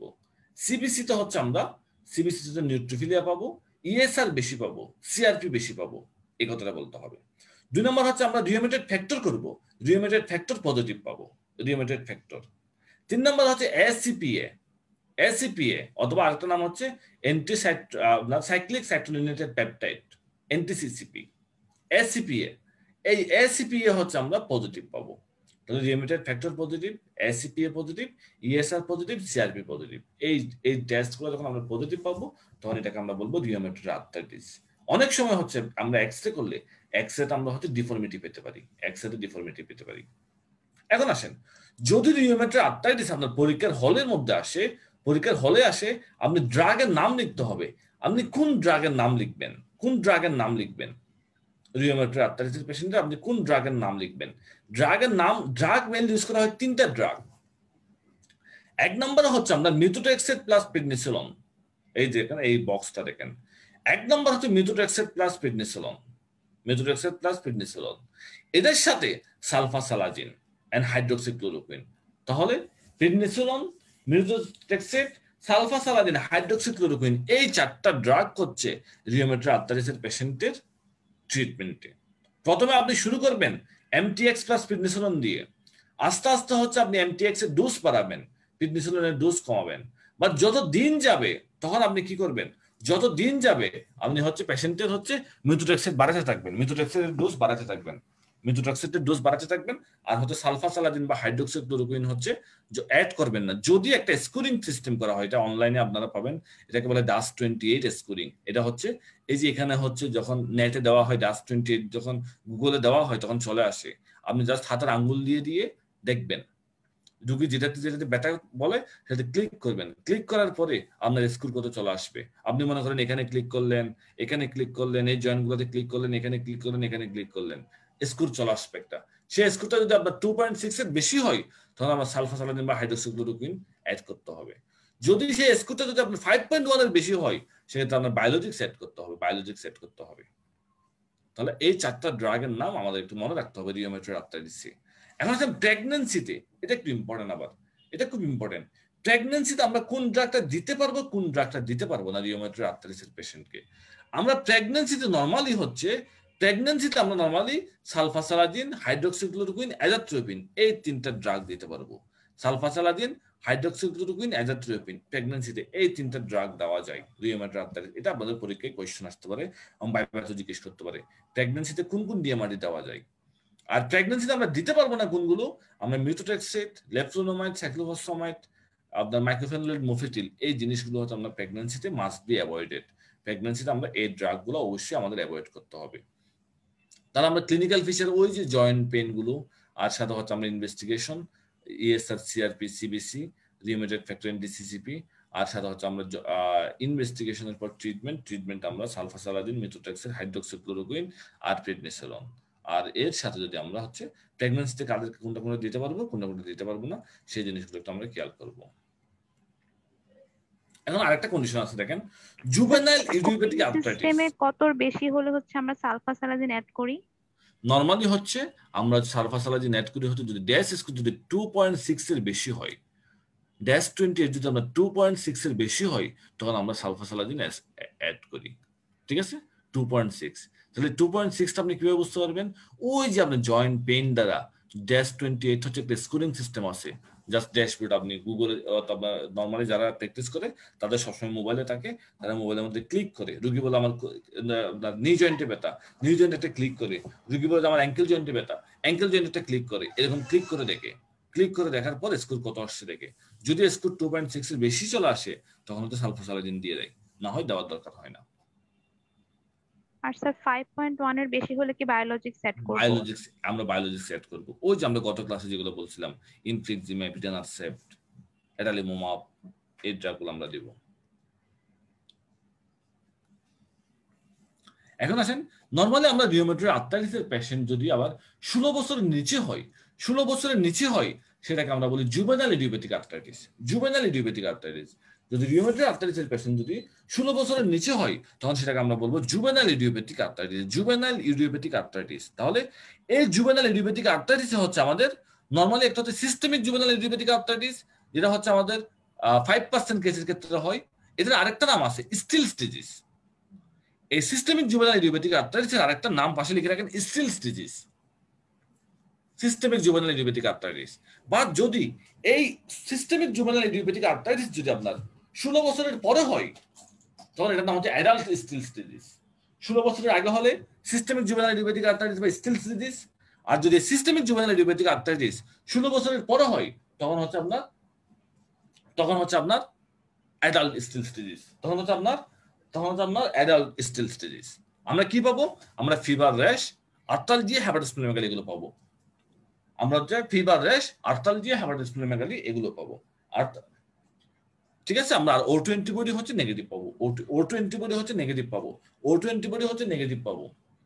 ঠিক আছে, তারপর হচ্ছে আপনার আরেকটা ভ্যারাইটি হচ্ছে অলিগো আর্থ্রাইটিস। এটা 4টা জয়েন্টের কম হলে large joint arthritis, NA positive হয়। আর পলি আর্থ্রাইটিস যদি 5টা জয়েন্টের বেশি হয় এই ক্ষেত্রে হচ্ছে আমাদের NA পজিটিভ হয়। তাহলে দেখেন এই জুভেনাইল ইডিওপ্যাথিক আর্থ্রাইটিস যেটা হচ্ছে সিস্টেমিক সেখানে NA নেগেটিভ হবে, আর যেটা অলিগো বা পলি সেখানে হচ্ছে NA পজিটিভ হবে। এগুলো হচ্ছে আপনার এই 3টে ভ্যারাইটি একটু আমাদের মনে রাখতে হবে, এই সিস্টেমিক জুভেনাইল ইডিওপ্যাথিক আর্থ্রাইটিস আমরা নরমালি টেস্ট করে দেখি সিরাম ফেরিটিন লেভেল যেহেতু O2 অ্যান্টিবডি গুলো নেগেটিভ থাকে, তাহলে পাশে লিখে রাখেন আমরা সিরাম ফেরিটিন লেভেল করলে সেই সিরাম ফেরিটিন লেভেলটা অনেক বেশি পাবো, তখন আমরা বলবো এটাকে সিস্টেমিক জুভেনাইল ইডিওপ্যাথিক আর্থ্রাইটিস। এখন আসেন স্পন্ডালো আর্থ্রোপ্যাথি। এই স্পন্ডালো আর্থ্রোপ্যাথিতে আমাদের চারটা কন্ডিশন। এক নম্বর হচ্ছে ankylosing spondylitis, reactive arthritis, psoriatic arthritis, আরেকটা হচ্ছে আপনার ইনফ্ল্যামেটরি বাউল ডিজিজ, আরেকটা এক্সিয়াল স্পন্ডালো আর্থ্রোপ্যাথি। তবে আমাদের জন্য নিচে চারটা important: ankylosing spondylitis, reactive arthritis, psoriatic arthritis, arthritis associated with আপনার হচ্ছে ইনফ্ল্যামেটরি বাউল ডিজিজ। এই চারটাকে একসাথে বলা হয় সেরোনেগেটিভ আর্থ্রাইটিস। পাশে লিখে রাখেন এই চারটা কন্ডিশনকে একসাথে বলা হয় সেরোনেগেটিভ আর্থ্রাইটিস। এই সেরোনেগেটিভ আর্থ্রাইটিসে আমাদের নরমালি ACLA B27 পজিটিভ থাকবে। এই চারটা তথ্য বলা হয় আমরা সেরোনেগেটিভ আর্থ্রাইটিস। এই সেরোনেগেটিভ আর্থ্রাইটিসের পেশেন্টদের আমাদের ACLA B27 আমরা পজিটিভ পাবো। ACLA B27 কন্ডিশন আমরা পজিটিভ পাবো, তাহলে সেটা একটু আমাদের মনে রাখতে হবে, ACLA B27 আমরা পজিটিভ পাবো। তাহলে দেখেন স্যার এদের ক্ষেত্রে কি রিউমাটয়েড ফ্যাক্টর নেগেটিভ? হ্যাঁ হ্যাঁ, ভেরি গুড। আমরা এক্ষেত্রে রিউমেটেড ফ্যাক্টর নেগেটিভ পাবো, বাট ACLA B27 পজিটিভ পাবো। আমরা রিউমেটেড ফ্যাক্টর নেগেটিভ পাই বলেই এটাকে আমরা বলি সেরোনেগেটিভ আর্থ্রাইটিস। তাহলে দেখেন স্যার জুভেনাইল ইডিওপ্যাথিক আর্থ্রাইটিস এটা কি স্যার সেরোনেগেটিভ নাকি seropositive sir? Juvenile idiopathic arthritis হচ্ছে সেরোপজিটিভ। কারণ এখানে হচ্ছে আপনার এই যে কয়েকটা ভ্যারাইটিস হচ্ছে আপনার এই যেমন দেখেন RF positive juvenile idiopathic arthritis আছে, যেমন হচ্ছে RF পজিটিভ যেটা 5% ক্ষেত্রে হয়, সেটা হচ্ছে RF পজিটিভ আপনার জুভেনাইল ইডিওপ্যাথিক আর্থ্রাইটিস। সেজন্য এটা সেরোপজিটিভ দুইটা নরমালি, একটা হচ্ছে রিউমেটয়েড আর্থ্রাইটিস আর একটা জুভেনাইল ইডিওপ্যাথিক আর্থ্রাইটিস, আর বাকি চারটা হচ্ছে সেরোনেগেটিভ আর্থ্রাইটিস। তাহলে সব সেরোনেগেটিভ আর্থ্রাইটিসের কমন ক্লিনিক্যাল ফিচার তারা হচ্ছে এসিমেট্রিক্যাল অলিগো আর্থ্রাইটিস। যেমন রিউমেটয়েড আর্থ্রাইটিস কিরকম ছিল? Symmetrical polyarthritis. বাট হচ্ছে সেরোনেগেটিভ আর্থ্রাইটিস গুলো এসিমেট্রিক্যাল পলিআর্থ্রাইটিস। ঠিক আছে? তাদের সেক্রোআইলাইটিস হতে পারে, তাদের ব্যাক পেইন হতে পারে। যেমন রিউমেটয়েডে ব্যাক পেইন হয় না, সেক্রোআইলাইটিস হয় না, তারপর আপনার হচ্ছে আপনার ইয়েগুলো হয় না, এই যে অ্যান্থেসিস, টেন্ডন ইনফ্লামেশন এগুলো হয় না, বাট হচ্ছে সেরোনেগেটিভ আর্থ্রাইটিস বা স্পন্ডালো আর্থ্রোপ্যাথিতে হয়। সাথে ACLA B27 অ্যাসোসিয়েশন থাকে, সাথে ফ্যামিলিয়াল এগ্রিগেশন থাকে। আর সোরিয়াটিক আর্থ্রাইটিস হলে সোরিয়াসিসের অ্যাসোসিয়েশন থাকে, UBIটিস থাকে। আর রিঅ্যাক্টিভ আর্থ্রাইটিস হলে আপনার ইউরেথ্রাইটিস বা প্রস্টাইটিস থাকে। আর ইনফ্ল্যামেটরি বাউল ডিজিজ হলে আপনার তাদের হচ্ছে ইনফ্ল্যামেটরি বাউল ডিজিজের হিস্ট্রি থাকে, মানে ব্লাডি ডায়রিয়া, তাদের হচ্ছে আপনার ওয়েট লস এগুলো থাকতে পারে। আর অ্যানকাইলোজিং হচ্ছে আপনার অ্যাওর্টিক রুট ইনকম্পিটেন্স, মানে অ্যাওর্টিক রিগার্জিটেশন নিয়ে পেশেন্ট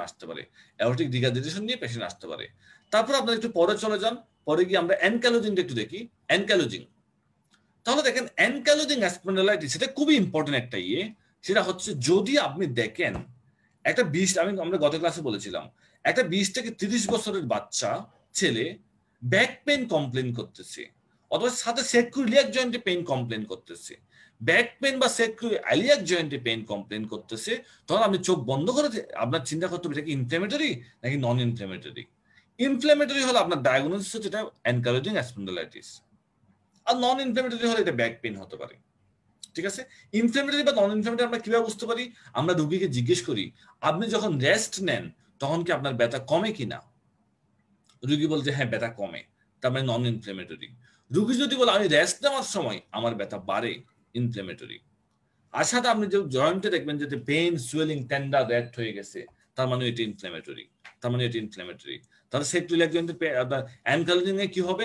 1 নম্বরে সেক্রোইলিয়াক জয়েন্টে পেইন হবে, 2 নম্বরে ব্যাক পেইন হবে, 3 নম্বর ক্লিনিক্যাল ফিচার রেস্ট্রিক্টেড মুভমেন্ট।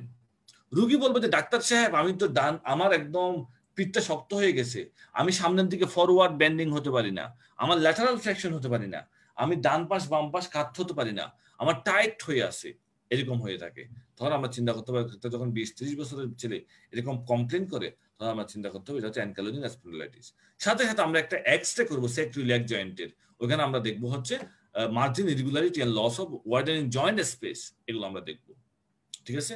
আর যদি আমরা ভার্টিব্রার একটা MRI করি, ওখানে আমরা দেখবো স্কোয়ারিং অফ দ্য ভার্টিব্রা, যেটাকে আমরা বাম্বো স্পাইন বলি, স্কোয়ারিং অফ দ্য ভার্টিব্রা যেটাকে আমরা ব্যাম্বো স্পাইন বলি, অথবা হচ্ছে আমরা দেখবো সিন্ডেসমোফাইট। তাহলে দেখেন এইগুলো ইনভেস্টিগেশন পাওয়া যায়। পেশেন্টের হচ্ছে আপনার সিন্ডেসমোফাইট আর হচ্ছে আপনার সিন্ডেসমোফাইট পাওয়া যায়, আর squaring of the lumbar vertebra যেটাকে আমরা বলি ব্যাম্বো স্পাইন, এই যে এটা ব্যাম্বো স্পাইন, এগুলো হচ্ছে আপনার ফিচার অ্যানকাইলোজিং স্পন্ডালাইটিসের ফিচার ব্যাম্বো স্পাইন পাওয়া যায়। তবে এই অ্যানকাইলোজিং স্পন্ডিলাইটিসের পেশেন্টের আর্থ্রাইটিস ছাড়া কিছু এক্সট্রা আর্টিকুলার ম্যানিফেস্টেশন হয়, যেটা আমাদের খুব ইম্পর্টেন্ট, যেটা আমাদের মনে রাখতেই হবে। এক্সট্রা আর্টিকুলার ম্যানিফেস্টেশন হয় যেটা খুব ইম্পর্টেন্ট, যেটা আমাদের মনে রাখতে হবে।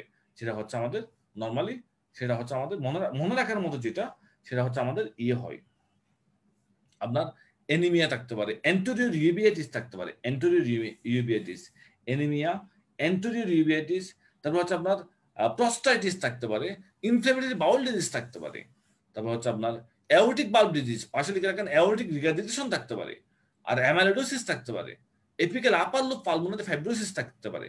এগুলো হচ্ছে extra articular manifestation of rheumatoid arthritis. এই জিনিসগুলো থাকতে পারে, এই জিনিসগুলো থাকতে পারে, এপিক্যাল পালমোনারি ফাইব্রোসিস থাকতে পারে, এই জিনিসগুলো হচ্ছে আপনার এই ইয়েতে থাকতে পারে। অ্যানকাইলোজিং স্পন্ডিলাইটিসের পেশেন্টের এই কন্ডিশনগুলো থাকতে পারে এক্সট্রা আর্টিকুলার। এখন আমরা ট্রিটমেন্ট কি দিব?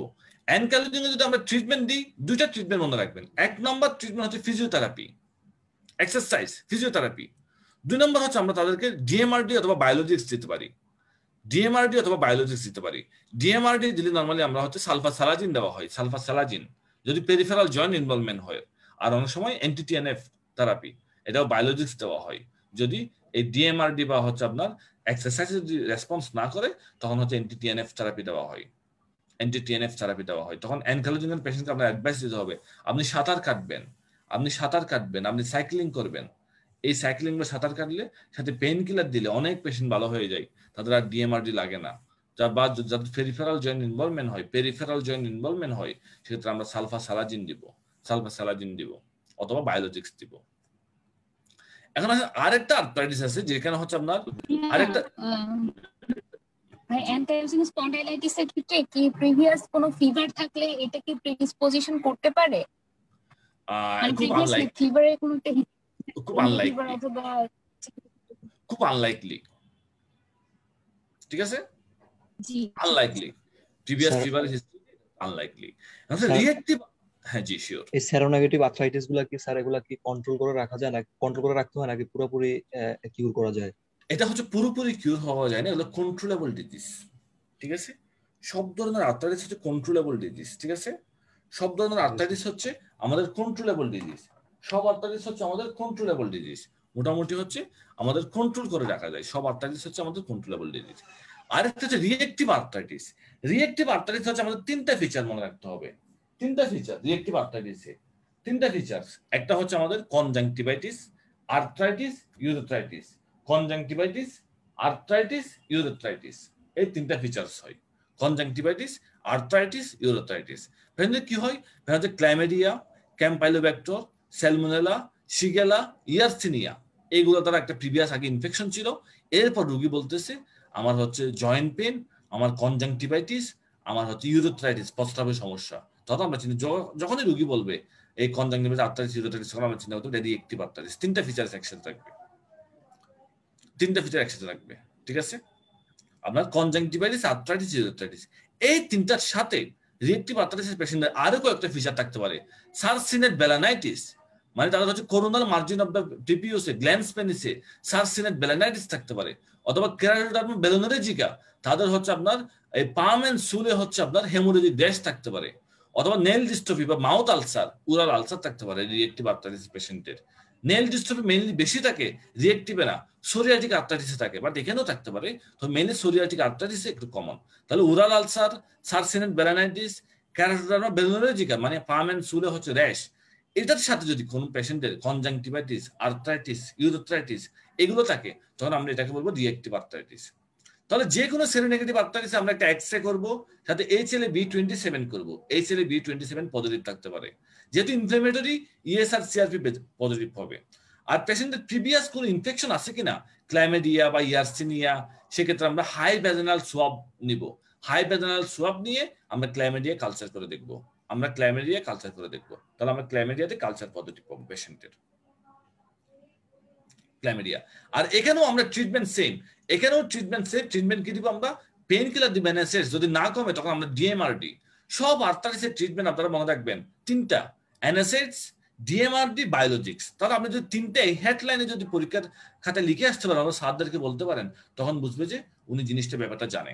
NSAIDs, ডিএমআরডি বায়োলজিক্স, এনএসএইচ দিব কন্ট্রোল না হলে ডিএমআরডি বায়োলজিক্স। যেমন ডিএমআরডি আর্থ্রাইটিসে আমাদের হচ্ছে অবশ্যই ডিএমআরডি দিতে হবে। যেমন সেরোনেগেটিভ আর্থ্রাইটিসে শুধু এনএসএইচ দিলে অনেকে ভালো হয়ে যায়, ডিএমআরডি বা বায়োলজিক্স দেওয়া লাগে না, বা ডিওমেট্রিতে অবশ্যই ডিএমআরডি এন্ড বায়োলজিক্স দেওয়া লাগে। সোরিয়াটিক আর্থ্রাইটিস মানে হচ্ছে আমরা বললাম সোরিয়াসিস থাকবে, সোরিয়াসিসের একটা র্যাশ থাকবে, সাথে আর্থ্রাইটিস থাকবে। অনেক সময় সোরিয়াসিসের র্যাশ না থাকলেও আর্থ্রাইটিস হতে পারে, এটাও সোরিয়াটিক আর্থ্রাইটিস। সোরিয়াসিস সহ আর্থ্রাইটিস হতে পারে, অথবা সোরিয়াটিকের র্যাশ ছাড়াও আর্থ্রাইটিস হতে পারে, এটা হচ্ছে সোরিয়াটিক আর্থ্রাইটিস। তাহলে আরো কিছু ক্লিনিক্যাল ফিচার আছে, কারেন্ট সোরিয়াসিস, তাহলে nail dystrophy, rheumatoid factor negative, অথবা ডেকটিলাইটিস, আঙ্গুল ইনফ্লামেশন, এগুলো থাকতে পারে, এটা হচ্ছে সোরিয়াটিক আর্থ্রাইটিস। তাহলে এই সোরিয়াটিক আর্থ্রাইটিসের অনেকগুলো আবার ক্লাসিফিকেশন আছে, সেগুলো কি? তাদের এসিমেট্রিক্যাল মনোআর্থ্রাইটিস,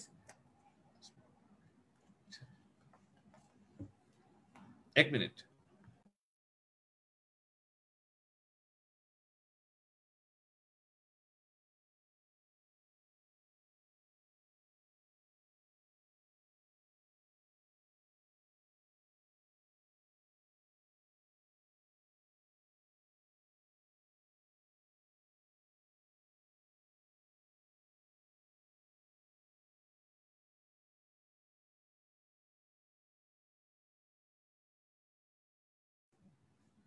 তাহলে এই এসিমেট্রিক্যাল আর্থ্রাইটিস হতে পারে মনোআর্থ্রাইটিস, অথবা সিমেট্রিক্যাল পলিআর্থ্রাইটিস। সোরিয়াটিক আপনার বিভিন্ন প্রেজেন্টেশন আসতে পারে, এসিমেট্রিক্যাল আর্থ্রাইটিস হতে পারে, সিমেট্রিক্যাল পলিআর্থ্রাইটিস হতে পারে, সিমেট্রিক্যাল পলিআর্থ্রাইটিস হতে পারে, সিমেট্রিক্যাল পলিআর্থ্রাইটিস হতে পারে, অথবা হচ্ছে আপনার ডিআইপি আর্থ্রাইটিস হতে পারে, ডিস্টাল ডিআইপি আর্থ্রাইটিস হতে পারে, অথবা সোরিয়াটিক আর্থ্রাইটিস হতে পারে। তাহলে সবগুলাই যে কোনো আপনার একটা সোরিয়াটিক আর্থ্রাইটিস প্রেজেন্টেশন নিয়ে আসতে পারে। আমরা ইনভেস্টিগেশন কি করবো? সব আর্থ্রাইটিসে কমন ইনভেস্টিগেশন আপনি পরীক্ষার হলে লিখবেন অথবা বলতে পারবেন। এক নম্বরে সিবিসি, ইএসআর, সিআরপি, আপনি এক্সরে অফ দ্য এফেক্টেড জয়েন্টের আপনি একটা এক্সরে করবেন। আর সেরোনেগেটিভ হলে আপনি HLA-B27 করবেন, রিউমেটয়েড ফ্যাক্টর করবেন, একটা নেগেটিভ একটা পজিটিভ পাবেন। রিউমেটয়েড আর্থ্রাইটিস আপনি সেম সিবিসি, ইএসআর, সিআরপি করবেন, আপনি রিউমেটয়েড ফ্যাক্টর করবেন, এনটিসিসিপি করবেন, কমন। আর ম্যানেজমেন্টও কমন, সেটা হচ্ছে আপনি কি, আমরা ডিএমআরডি দিব, আমরা এনএসএইচ দিব, আমরা এনএসএইচ এন্ড আমরা ডিএমআরডি দিব, এগুলো হচ্ছে আমরা কমনলি দিব। তাহলে আমরা কয়েকটা কোয়েশ্চন দেখি, তারপর আমরা কানেক্টিভ স্টাডিজে যাব। আমরা কয়েকটা কোয়েশ্চন দেখি।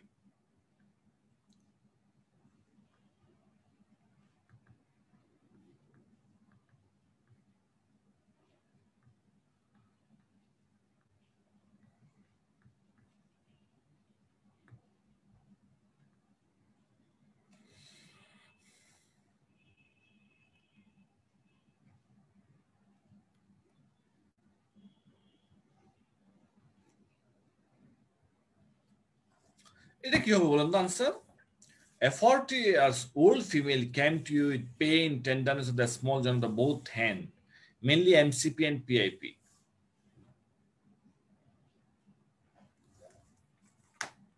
DIP নাই, MCP and PIP. Painful blurring of vision. এটা ডায়াগনোসিস কি হতে পারে? দুই হাতের সিমেট্রিক্যাল স্মল জয়েন্ট 2 মাস ধরে পেশেন্টের, সিমেট্রিক্যাল স্মল জয়েন্ট 2 মাস ধরে, rheumatoid arthritis. Very good, rheumatoid arthritis. এই পেশেন্টের ডিআইপি জয়েন্ট ইনভলভমেন্ট নাই। একটা কথা মনে রাখতে হবে, রিউমেটয়েড আর্থ্রাইটিসের ডিআইপি জয়েন্ট ইনভলভমেন্ট হয় না, ডিস্টাল ইন্টারফেরিয়াল জয়েন্ট ইনভলভমেন্ট হয় না। ডিআইপি জয়েন্ট ইনভলভমেন্ট হয় সোরিয়াটিক অথবা অস্টিও আর্থ্রাইটিসে। সোরিয়াটিক অথবা অস্টিও আর্থ্রাইটিসে হচ্ছে ডিআইপি জয়েন্ট ইনভলভমেন্ট হয়, ডিআইপি জয়েন্ট ইনভলভমেন্ট হয়। সোরিয়াটিক অথবা অস্টিও আর্থ্রাইটিসে হচ্ছে আমাদের ডিআইপি জয়েন্ট ইনভলভমেন্ট হয়। ঠিক আছে, এটা একটু আমাদের খেয়াল রাখতে হবে। সোরিয়াটিকে হচ্ছে আমাদের ডিআইপি জয়েন্ট ইনভলভমেন্ট হয়।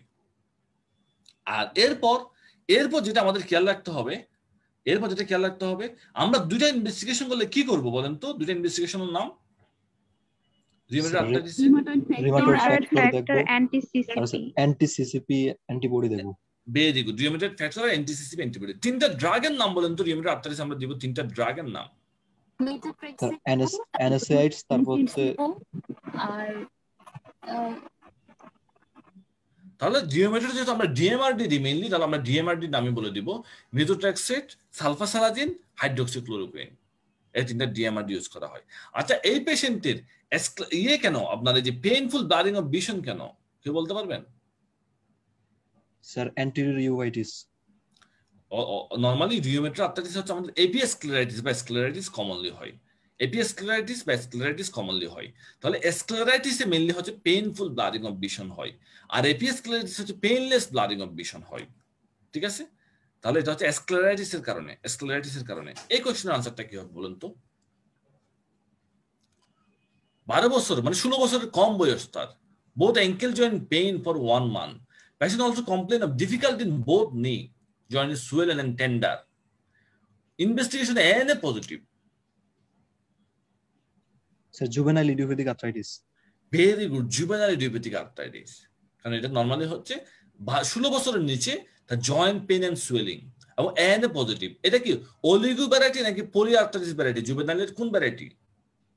Sir poly variety, both knee joint involve. Both ankle joint and both knee joint, তাহলে 4টা জয়েন্ট ইনভলভমেন্ট হয়ে গেছে। তাহলে এটা জুভেনাইল ইডিওপ্যাথিক আর্থ্রাইটিসের poly variety juvenile idiopathic arthritis. এটা কি হবে বলেন তো? স্যার আগের কোশ্চেনটা স্টিল ডিজিজ কেন হবে না? স্টিল ডিজিজ হবে না, স্টিল ডিজিজে ANA পজিটিভ হয় না, ANA নেগেটিভ হয়, তাই না? ওকে স্যার, ঠিক হ্যাঁ। স্টিল ডিজিজে ANA নেগেটিভ হয়। এটা কি বলেন তো? এর বোথ নি এন্ড অ্যাঙ্কেল জয়েন্ট 1 মাস ধরে ফোলা, সাধারণত তার ফিভার এন্ড র্যাশ আছে, and there cervical lymphadenopathy hepatosplenomegaly, ANA negative, rheumatoid factor negative, ferritin অনেক বেশি। এটা ডায়াগনোসিস কি হবে? এটাও তো sir juvenile idiopathic arthritis. Juvenile idiopathic arthritis normally হচ্ছে স্টিল ডিজিজ। ভেরি গুড, এটা হচ্ছে আমাদের অ্যাডাল্ট স্টিল ডিজিজ। আমরা বলেছিলাম অ্যাডাল্ট স্টিল ডিজিজ হচ্ছে আপনার এই র্যাশ থাকবে, হ্যাপাটোস্প্লেনোমেগালি থাকবে, আর্থ্রাইটিস থাকবে, সেখানে ANA, রিউমেটয়েড ফ্যাক্টর এগুলো সব নেগেটিভ থাকবে, বাট ফেরিটিন অনেক বেশি থাকবে, তখন এটা হচ্ছে আমরা অ্যাডাল্ট অনসেট স্টিল ডিজিজ বলি। ফেরিটিন লেভেল অনেক বেশি থাকবে, তখন এটাকে আমরা বলবো অ্যাডাল্ট অনসেট স্টিল ডিজিজ। এই কোশ্চেনটা 27 নম্বর। 25 years old male came to with back pain and hip pain for 1 month, who is improved on activity and worst on rest, and there is difficulty in lateral flexion and tenderness of the sacroiliac joint.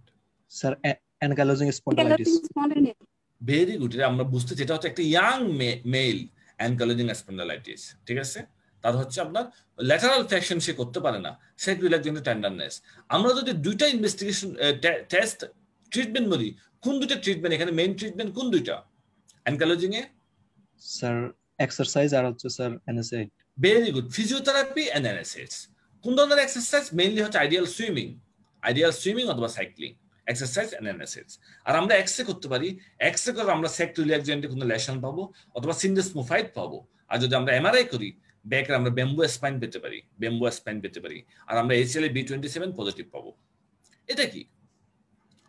একটা পেশেন্টের knee joint and both DIP joint for 1 month, 1 মাস ধরে ব্যথা, scaly rash, তার হচ্ছে rash আছে back of the right of ERA, nail pitting and onycholysis, psoriatic arthritis. এটা হচ্ছে সোরিয়াটিক আর্থ্রাইটিস। এটা তাহলে কারণ কেন? কারণ হচ্ছে না র্যাশ আছে, স্কেলি র্যাশ, আর নেইলে চেঞ্জ, নেল পিটিং বা অনিকুলাইসিস, সাথে আর্থ্রাইটিস, তখন এটাকে আমরা বলবো সোরিয়াটিক আর্থ্রাইটিস। এটা কি?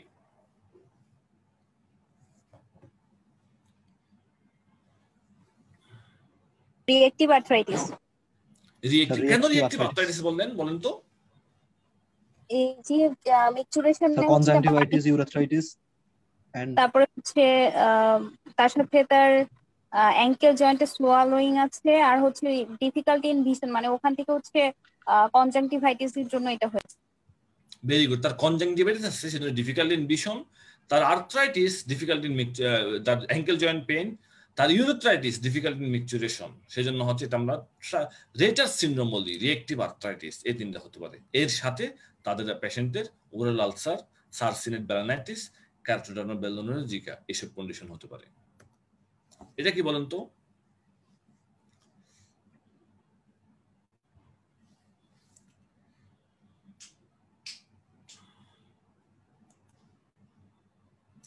এটা কি হবে আনসার? এন্টারোপ্যাথিক আর্থ্রাইটিস। এন্টারোপ্যাথিক আর্থ্রাইটিস। কেন এটা এন্টারোপ্যাথিক আর্থ্রাইটিস মনে হলো?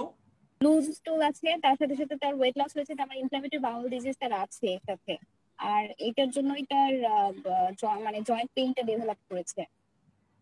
Very good. তার এটার জন্য হচ্ছে আমাদের জয়েন্ট পেইনটা, তার হচ্ছে এটার জন্য আমাদের তার জয়েন্ট পেইনটা ডেভেলপ করেছে, এটার জন্য তার হচ্ছে জয়েন্ট পেইনটা ডেভেলপ করেছে। তাহলে এটা হচ্ছে আমাদের একটা এন্টারোপ্যাথিক আর্থ্রাইটিস, এন্টারোপ্যাথিক আর্থ্রাইটিস। তাহলে তার হচ্ছে আপনার তার loose stool and weight loss, তার মানে তার ডায়রিয়ার হিস্ট্রি আছে, ইনফ্ল্যামেটরি বাউল ডিজিজের হিস্ট্রি আছে, এরপর জয়েন্ট পেইন, তাহলে এটা এন্টারোপ্যাথিক আর্থ্রাইটিস। তাহলে এখন আসলে একটু আমরা ডেভিডসনে যাই, আর কয়েকটা ডিজিজ নিয়ে একটু আমরা আলাপ করি। স্যার একটা কোশ্চেন ছিল। শিওর। স্যার ওই যে রেস্ট নিলে ব্যথা কমে, এটা কি ইনফ্ল্যামেটরিতে না নন ইনফ্ল্যামেটরিতে? রেস্ট নিলে হচ্ছে ব্যথা কমে নন ইনফ্ল্যামেটরিতে, আর রেস্ট নিলে ব্যথা বেড়ে যায় এটা হচ্ছে ইনফ্ল্যামেটরিতে। যখন রেস্ট নিবে তখন তার ইনফ্ল্যামেশনটা বেশি হবে, রেস্ট নিলে ব্যথা বাড়বে, সেটা হচ্ছে আপনার ইনফ্ল্যামেটরিতে।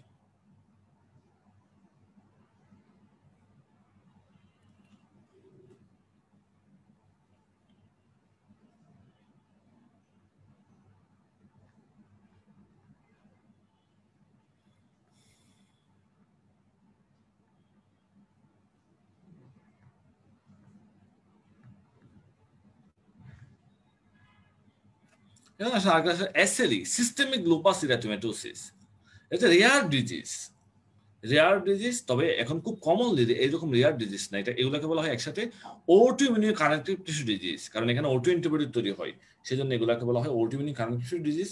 এই অটোইমিউন কানেক্টিভ টিস্যু ডিজিজের মধ্যে এক নম্বর হচ্ছে SLE, এক নম্বর হচ্ছে SLE। তাহলে SLEর পেশেন্ট, একটা SLEর পেশেন্ট আমাদের কাছে কি কি নিয়ে আসতে পারে? একটা SLE পেশেন্ট দেখেন, একটা SLE পেশেন্ট আমাদের কাছে এই যেরকম বাটারফ্লাই র্যাশ নিয়ে আসতে পারে, butterfly rash, nasolabial fluid impaired হয়ে, ঠিক আছে? এই ছবিটা একসাথে দেওয়া আছে, দেখেন SLE পেশেন্ট মেলার র্যাশ নিয়ে আসতে পারে, মেলার র্যাশ এটা বাটারফ্লাই টাইপের, ডিসকয়েড র্যাশ নিয়ে আসতে পারে, photosensitivity, oral ulcer, arthritis, joint pain নিয়ে আসতে পারে, আবার হচ্ছে তাদের প্লুটোনুরিয়া বা হেমাচুরিয়া, রেনাল ডিসঅর্ডার নিয়ে আসতে পারে, সেরোসাইটিস, প্লুরাল ইফিউশন বা হচ্ছে আপনার পেরিকার্ডিয়াল ইফিউশন, এগুলো নিয়ে আসতে পারে, নিউরোলজিক্যাল সিজার, কনভালশন বা সাইকোসিস নিয়ে আসতে পারে, হেমাটোলজিক্যাল হেমোলাইটিক অ্যানিমিয়া হতে পারে, লিউকোপেনিয়া বা লিম্ফোপেনিয়া হতে পারে, আর ইমিউনোলজিক্যাল তাদের এনটিডিএস ডিএনএ পজিটিভ আর এএনএ পজিটিভ। খুব ইম্পর্টেন্ট, আমরা গত ক্লাসে বলেছিলাম SLE যদি দুইটা টেস্ট করতে বলে আপনাকে, একটা হচ্ছে এএনএ করবেন, এটা হচ্ছে এএনএ পজিটিভ, আর এনটিডিএস ডিএনএ পজিটিভ। তাহলে যদি আপনার কোনো একটা পেশেন্ট আপনার কাছে নিয়ে আসে, একটা female patient, oral ulcer, malar rash, joint pain, photosensitivity, discoid rash, তারপর হচ্ছে আপনার ইনভেস্টিগেশন রেনাল কিডনিতে প্লুটোনুরিয়া বা হেমাচুরিয়া হচ্ছে, আর পেশেন্ট এনিমিক, তখন আপনি চিন্তা করবেন এটা আপনি SLE। তখন আপনি টেস্ট করবেন, এএনএ করবেন, এএনএ পজিটিভ পেলে, এনটিডিএস ডিএনএ পজিটিভ পেলে, তখন আপনি বলবেন হচ্ছে এটা SLE, সিস্টেমিক লুপাস ইরিথেমাটোসিস। এটা নরমালি ফিমেলে বেশি হয়, ফিমেলে বেশি হয়। তাহলে আমরা নরমালি এএনএ করব, এনটিডিএস ডিএনএ করব, আর আমরা গত ক্লাসে বলেছিলাম আমরা এখানে কমপ্লিমেন্ট লেভেল করব, কমপ্লিমেন্ট লেভেল কমে যাবে। আরো কিছু আমরা টেস্ট করি, স্মিথ অ্যান্টিবডি SLE জার্নাল ইনভলভমেন্টের ক্ষেত্রে, আর histone antibody drug induced SLE এর ক্ষেত্রে, রু বা লা, যেগুলো আমরা করি হচ্ছে আপনার SLE এর জন্য, রুহুটিড কনজেনিটাল হার্ট ব্লক। তাহলে এগুলো হচ্ছে SLE এর ক্ষেত্রে ইনভেস্টিগেশন গুলো আমরা করি। আর SLE এর ক্ষেত্রে আমরা ট্রিটমেন্ট কি দিই? SLE এর ক্ষেত্রে হচ্ছে আমরা ট্রিটমেন্ট দিই মেইনলি NSAIDs দিই, সাথে হাইড্রোক্সিক্লোরোকুইন।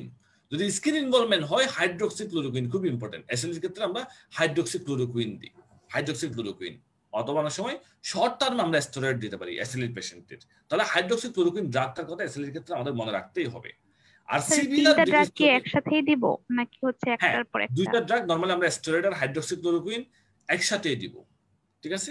একসাথেই দিব, নরমালি একসাথেই দিব, এখানে হচ্ছে আমরা একসাথে দিব। আর সিভিয়ার যদি বা লাইফ থ্রেটানিং ডিজিজ হয়, খুব সিরিয়াস কন্ডিশন হয়, রেনাল ইনভলভমেন্ট বেশি হয়ে যায়, সেক্ষেত্রে হচ্ছে পেশেন্টকে হাই ডোজ গ্লুকোকর্টিকয়েডের সাথে আপনার হচ্ছে সাইক্লোফসফেট দেওয়া হয়, হাই ডোজ গ্লুকোকর্টিকয়েডের সাথে সাইক্লোফসফেট দেওয়া হয়। এটা হচ্ছে আপনার 2-3 সপ্তাহ পর পর এক সাইকেল করে সাইক্লোফসফেট দেওয়া হয়। একটা আইভি মিথাইলপিনিসিলিনের সাথে সাইক্লোফসফেট দেওয়া হয় যদি তাদের সিভিয়ার বা লাইফ থ্রেটানিং SLE হয় তাদের ক্ষেত্রে। আর যদি আপনি পেশেন্টের কন্ডিশন ভালো হয়, একদম নর্মাল পিনিসিলিনের সাথে আপনি হাইড্রোক্সিক্লোরোকুইন দিবেন। আর মাঝে মাঝে ব্যথা কমানোর জন্য আপনি NSAIDs দিতে পারেন, মাঝে মাঝে ব্যথা কমানোর জন্য আপনি NSAIDs দিতে পারেন SLE পেশেন্টের। এখন আসলে আরেকটা কন্ডিশন, সেটা হচ্ছে দেখেন এই পেশেন্টের দেখেন হাতগুলো একদম টান টাইট শক্ত হয়ে গেছে, একদম টাইট শক্ত হয়ে গেছে হাতগুলো, সে মুখটা খুলতে পারতেছে না, আঙ্গুলগুলো একদম বাঁকা হয়ে টাইট হয়ে শক্ত হয়ে আছে। দেখেন তার মুখটা খুলতে পারতেছে না, তার মুখটা একদম ছোট হয়ে গেছে, ফিশ মাউথ অ্যাপিয়ারেন্স বলা হয়, মাইক্রোস্টেমিয়া, তাহলে এটাকে বলা হয় সিস্টেমিক স্ক্লেরোসিস। এই সিস্টেমিক স্ক্লেরোসিস মানে হচ্ছে পেশেন্টের হচ্ছে আপনার ফাইব্রোসিস হয়ে স্কিনগুলো একদম টাইট শক্ত হয়ে যায়, সে মুখ খুলতে পারে না, সে হাত সোজা করতে পারে না। আপনি যখন তার এনিমিয়া দেখবেন আপনি চোখ নিচে নামাতে পারবেন না, তার স্কিন এত টাইট হয়ে যায়, এটাকে বলা হয় সিস্টেমিক স্ক্লেরোসিস। তাহলে এখানে হচ্ছে আপনার কি থাকতে পারে, রেনল্ডস ফেনোমেনন থাকতে পারে, মানে হচ্ছে তার ঠান্ডায় কালার চেঞ্জ হয়ে যায়। স্ক্লেরোডাক্টাইলি, তার আঙ্গুল চিকন হয়ে যায়, অথবা কার্ডিয়াক বা রেনাল ডিজিজ। এটা দুই ভাগে ভাগ হয়, একটা হচ্ছে আপনার লিমিটেড সিস্টেমিক স্ক্লেরোসিস, বা আরেকটা হচ্ছে diffuse cutaneous systemic sclerosis. 30% case হচ্ছে আপনার ডিফিউজড, আর 70% হচ্ছে লিমিটেড সিস্টেমিক স্ক্লেরোসিস। বা লিমিটেড সিস্টেমিক স্ক্লেরোসিসে আপনি ক্যালসিনোসিস বা টেলেনজেক্টেসিয়া পাবেন, যেমন এটা হচ্ছে লিমিটেড সিস্টেমিক স্ক্লেরোসিস। এই লাল লাল টেলেনজেক্টেসিয়া আছে এই পেশেন্টের ফেসে, লাল লাল টেলেনজেক্টেসিয়া আছে। তাহলে কি পাবো আমরা? তাহলে আমরা স্কিনে কি পাবো? স্কিনে হচ্ছে একদম টাইট পাবো, স্কিনগুলো হচ্ছে টাইট হয়ে যাবে, একদম টাইট শাইনি টট হবে, ঠিক আছে। আর স্কিন যদি আপনার ডিস্টাল, যদি এলবুর যদি আপনার দূরে স্কিনগুলো টাইট হয়ে যায়, অথবা নিয়ের নিচে, এলবুর নিচে অথবা নিয়ের নিচে স্কিনগুলো যদি টাইট হয়ে যায়, তখন এটাকে বলা হয় লিমিটেড সিস্টেমিক স্ক্লেরোসিস। আর যদি নি আর এলবুর প্রক্সিমালি যদি আপনার অথবা ট্রাঙ্কে স্কিন টাইট হলে, এটাকে বলা হয় ডিফিউজ সিস্টেমিক স্ক্লেরোসিস। তাহলে অনেক সময় জিজ্ঞেস করতে পারে, এই যে লাং সিস্টেমিক স্ক্লেরোসিস ফাইব্রোসিস হয়, স্কিনগুলোতে ফাইব্রোসিস হয়ে যায়, সেটা কখন হয়? যদি ডিস্টালি হয় এলবো বা নিয়ের, তখন লিমিটেড বলবো, আর যদি প্রক্সিমালি হয় সেক্ষেত্রে ডিফিউজড বলবো। আর কি হতে পারে? আর রেনল্ডস ফেনোমেনন হতে পারে, মানে হচ্ছে আপনার অনেক দিন পরে ঠান্ডা এক্সপোজার হলে কালার চেঞ্জ হয়ে যেতে পারে। আর সাথে হচ্ছে আর্থাল যে জয়েন্ট পেন হতে পারে। আর জিআইটি ইনভলভমেন্ট, গেস্ট্রিক ইনভলভমেন্ট, ওইখানে আমাদের হচ্ছে ইয়ে তো ডিসপ্লেজিয়া হতে পারে পেশেন্টের, ডিসপ্লেজিয়া অথবা জিআইটি ব্লিডিং হতে পারে, জিআইটি ব্লিডিং সিস্টেমিক স্ক্লেরোসিস পেশেন্টের। আর লাংসের মধ্যে পালমোনারি হাইপারটেনশন হতে পারে, মেইনলি লিমিটেডে বেশি হয় পালমোনারি হাইপারটেনশন। আর হচ্ছে আপনার ইয়ে হতে পারে, পালমোনারি ফাইব্রোসিস হতে পারে। আর রেনাল ইনভলভমেন্টে হাইপারটেনসিভ রেনাল ক্রাইসিস হতে পারে, তাদের সিস্টেমিক স্ক্লেরোসিস ক্ষেত্রে হাইপারটেনশন হতে পারে। সেই জন্য এখানে হাইপারটেনশন ম্যানেজমেন্ট করার জন্য আমরা এসি ইনহিবিটর দিই, এসি ইনহিবিটর। তাহলে আমরা গত ক্লাসে বলেছিলাম এই সিস্টেমিক স্ক্লেরোসিসও আমাদের এনএ পজিটিভ হবে, তবে দুইটা টেস্ট আমরা পজিটিভ পাই, একটা হচ্ছে N2 সেন্ট্রোমিয়ার অ্যান্টিবডি, যেটা হচ্ছে লিমিটেড সিস্টেমিক স্ক্লেরোসিসে, আরেকটা হচ্ছে NTSCL70 বা টোপো আইসোমারাস 1, যেটা আমরা ডিফিউজ সিস্টেমিক স্ক্লেরোসিসের ক্ষেত্রে আমরা পজিটিভ পেয়ে থাকি, ডিফিউজ সিস্টেমিক স্ক্লেরোসিসের ক্ষেত্রে আমরা পজিটিভ পেয়ে থাকি। এখন হচ্ছে ম্যানেজমেন্ট হচ্ছে সিস্টেমিক স্ক্লেরোসিসের একটা হচ্ছে আমাদের Reynolds phenomenon. Reynolds phenomenon management হচ্ছে তাদের অ্যাভয়েডেন্স অফ কোল্ড এক্সপোজার, ঠান্ডায় না যেতে বলা, তারপর হচ্ছে গ্লাভস পরা। আর ড্রাগের মধ্যে আমরা ক্যালসিয়াম চ্যানেল ব্লকার দিতে পারি, অথবা লুসার্টান বা ফ্লুয়েক্সেটিন দিতে পারি, এগুলো হচ্ছে রেনল্ডসের জন্য। আর জিআইটি কমপ্লিকেশনের জন্য আমরা গ্যাস্ট্রিকের ওষুধ দিতে পারি, গ্যাস্ট্রিকের ওষুধ। আর হচ্ছে হাইপারটেনশনের জন্য অ্যাসি ইনহিবিটর, খুব ইম্পর্টেন্ট, এটা একটু মনে রাখতে হবে। হাইপারটেনশনের জন্য আমরা অ্যাসি ইনহিবিটর দিতে পারি। আর হচ্ছে পালমোনারি হাইপারটেনশনের জন্য আমরা হচ্ছে ইউজুয়ালি হার্ট লাং ট্রান্সপ্লান্টেশনের একটা সুযোগ থাকে। আর ইন্টারস্টিশিয়াল লাং ডিজিজ, এটার জন্য হচ্ছে যদি ইন্টারস্টিশিয়াল লাং ডিজিজ ডেভেলপ করে, তাহলে গ্লুকোকর্টিকয়েড সাথে হচ্ছে আপনার সাইক্লোফসফেট ইউজ করা হয়, গ্লুকোকর্টিকয়েড প্লাস সাইক্লোফসফেট ইউজ করা হয়। এখন আসলে আরেকটা term, mixed connective tissue disease. Mixed connective disease মানে কি? তিনটা ডিজিজকে একসাথে বলা হয় মিক্সড কানেকটিভ টিস্যু ডিজিজ। এক নাম্বার হচ্ছে এসএলই, দুই নাম্বার হচ্ছে সিস্টেমিক স্ক্লেরোসিস, তিন নাম্বার হচ্ছে পলিমায়োসাইটিস বা dermatomyositis. SLE, systemic sclerosis, polymyositis বা ডার্মাটোমায়োসাইটিস, এই তিনটা যখন একসাথে থাকবে, এই তিনটাকে একসাথে বলা হয় মিক্সড কানেকটিভ টিস্যু ডিজিজ। এখানে আমাদের যে অ্যান্টিবডিটা পজিটিভ থাকবে সেটা হচ্ছে এনটিআরএনপি পজিটিভ পাবো, এনটিআরএনপি পজিটিভ পাবো। এখন আরেকটা অটোইমিউন ডিজিজ, আর্থ্রাইটিস, যেটা প্রাইমারি জুগরেন সিনড্রোম। এই জুগরেন সিনড্রোমে আমাদের তিনটা কথা মনে রাখতে হবে, একটু পাশে লিখে রাখবেন ক্লিনিক্যাল ফিচার। ড্রাই আই, আমরা গত ক্লাসে বলেছিলাম ড্রাই আই, চোখ ড্রাই হয়ে যাবে, সেজন্য blurring of vision. Dry mouth, মুখ ড্রাই হয়ে যাবে, সেজন্য ডিসপ্লেজিয়া। ড্রাই ভ্যাজাইনা, সেজন্য সেক্সুয়াল ইন্টারকোর্স করলে পেশেন্টগুলো ব্যথা করে। সবকিছু ড্রাই হলে এটাকে বলা হয় প্রাইমারি জুগরেন সিনড্রোম। এই জুগরেন সিনড্রোমটা কি কারণে হতে পারে? এটা নর্মালি হচ্ছে একটা কমন ক্লিনিক্যাল ফিচার হচ্ছে dry eye, dry mouth, dry vagina. সে হচ্ছে আপনার অটোইমিউন কারণে হতে পারে, অথবা সেকেন্ডারি কোনো কজ, কারো যদি আপনার এসএলই বা সিস্টেমিক স্ক্লেরোসিস থাকে, তাদের সেখান থেকে এই প্রাইমারি জুগরেন সিনড্রোম ডেভেলপ করতে পারে। আর আমাদের কোন কোন অ্যান্টিবডি পজিটিভ থাকতে পারে? Rheumatoid factor, ANA, SSA, SSB, সেই অ্যান্টিবডিগুলো পজিটিভ থাকে। এখন দেখেন আরেকটা কন্ডিশন, যেটা মায়োপ্যাথি, আমরা গত ক্লাসে বলেছিলাম, যেখানে প্রক্সিমাল মাসল উইকনেস হয়। প্রক্সিমাল মাসল উইকনেস মানে কি বলেছিলাম বলেন তো গত ক্লাসে? তানিয়া সুলতানা বলেন, প্রক্সিমাল মাসল উইকনেস মানে কি বলেছিলাম গত ক্লাসে?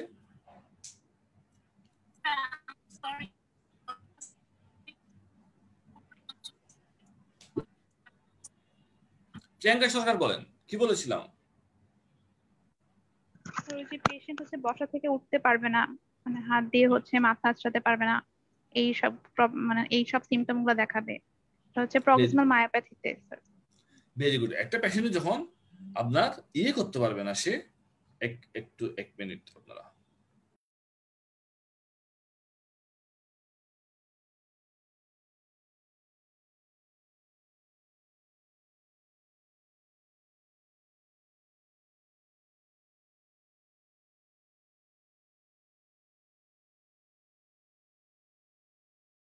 তাহলে আমরা হচ্ছে এই যে পলিমায়োসাইটিসে হচ্ছে নরমালি মাসল পেইন হয়, রোগী কমপ্লেন করে মাসল পেইন, সাথে প্রক্সিমাল মাসল উইকনেস।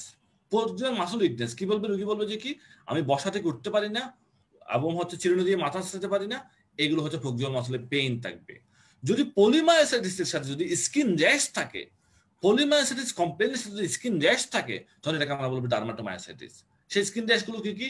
চোখের উপরে র্যাশ থাকে যেটাকে আমরা হেলিট্রপ র্যাশ বলি, অথবা হাতের মধ্যে র্যাশ থাকে যেটাকে বলা হয় গট্রন্স পেপিউল। এই যে ডার্মাটোমায়োসাইটিস স্কিন র্যাশ ইন গট্রন্স পেপিউল, সাথে হচ্ছে আপনার হেলিট্রপ র্যাশ, আপনার চোখের উপরে হেলিট্রপ র্যাশ থাকে। তখন এই যে এই হেলিট্রপ র্যাশ বা গট্রন্স পেপিউল এইগুলো থাকলে তখন এটাকে বলা হয় আপনার ডার্মাটোমায়োসাইটিস। তাহলে প্রক্সিমাল শুধু প্রক্সিমাল মাসল উইকনেস সাথে মাসল পেইন এগুলো থাকলে আমরা বলবো পলিমায়োসাইটিস, আর তার সাথে র্যাশ থাকলে আমরা বলবো ডার্মাটোমায়োসাইটিস। আর আমরা সাথে ফিভার, দুইটার নাম কি? এই যে এখানে দেওয়া আছে এখানে Gottron's papule. In dermatomyositis the skin lesion is Gottron's papule. আর এর দুই লাইন দেখেন, in heliotrope rash that is a violaceous discolouration of the eyelid, চোখের উপরে থাকে, এটা হচ্ছে আপনার হেলিওট্রপ র্যাশ। হ্যাঁ, বইতে একটু জায়গায় দেখেন, এটা হচ্ছে হেলিওট্রপ র্যাশ। তাহলে আমরা গট্রন্স পেপিউল পাবো, হেলিওট্রপ র্যাশ পাবো, এগুলো হচ্ছে আমরা পাবো হচ্ছে আপনার ডার্মাটোমায়োসাইটিসে। অনেক সময় একটা র্যাশ পাওয়া যায় শল ডিস্ট্রিবিউশন, ব্যাক চেস্ট শোল্ডারে শল ডিস্ট্রিবিউশন একটা র্যাশ পাওয়া যায়, শল সাইন বলা হয় এটাকে। আর এই পলিমায়োসাইটিস বা ডার্মাটোমায়োসাইটিসে আমরা যদি একটা ইনভেস্টিগেশন করি, সেটা আমরা মাসল বায়োপসি করব, আমরা মাসল বায়োপসি করব। একটা ইনভেস্টিগেশন করলে আমরা মাসল বায়োপসি করব। আর সাথে আমরা একটা অ্যান্টিবডি টেস্ট করি, গত ক্লাসে বলেছিলাম, কারো মনে আছে কিনা জানি না। কি অ্যান্টিবডি টেস্ট করতে পারি? অ্যান্টিজু অ্যান্টিবডি আমরা টেস্ট করি, অ্যান্টিজু অ্যান্টিবডি, ঠিক আছে। আর মেলিগন্যান্সি অনেক সময় একটা লাং ক্যান্সারের পেশেন্টের এই পলিমায়োসাইটিস বা ডার্মাটোমায়োসাইটিস হতে পারে, অথবা একটা মাল্টিপল মাইলোমার পেশেন্টের পলিমায়োসাইটিস বা ডার্মাটোমায়োসাইটিস হতে পারে। সেজন্য আমরা হচ্ছে পেশেন্টকে চেস্ট এক্সরে বা সিরাম প্রোটিন ইলেকট্রোফোরেসিস এই টেস্টগুলো আমরা অনেক সময় করে থাকি। আর ট্রিটমেন্ট হিসেবে আমরা একটাই দিই, সেটা হচ্ছে আমরা স্টেরয়েড বা প্রিডনিসোলন স্টেরয়েড, ঠিক আছে।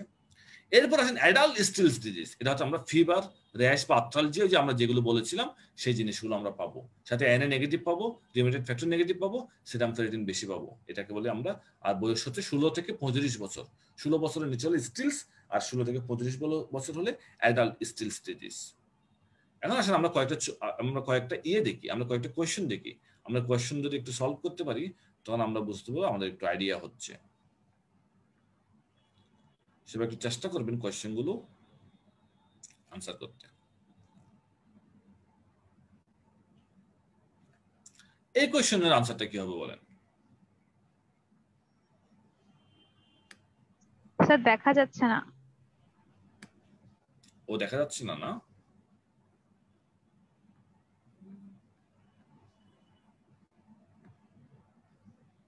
এই কোয়েশ্চেনের আনসারটা কি হবে?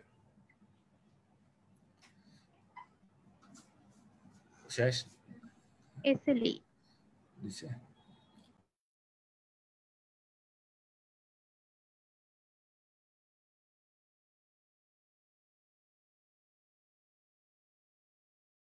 তাহলে এটা হচ্ছে আমাদের এসএলই। কেন আমরা এসএলই বলবো? একটা ইয়াং ফিমেল, কারণ এসএলই ফিমেলদের বেশি হয়, তার ওরাল আলসার আছে, এলোপেসি আছে, র্যাশ ইন ফেস মানে মেলা র্যাশ আছে, তার জয়েন্ট পেন আছে, সব কিছু মিলাই আমরা বলবো এটা এসএলই।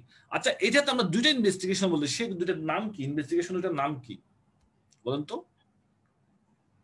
এক নম্বরে কোনটা টেস্ট করবেন আপনি এসএলই পেশেন্টের? এক নম্বর test sir anti nuclear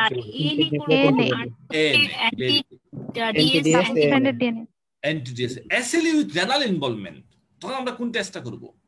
anti Smith antibody. Very good, anti Smith antibody. Anti Smith antibody SLE drug induced SLE হলে তখন আমরা কোন টেস্টটা করব?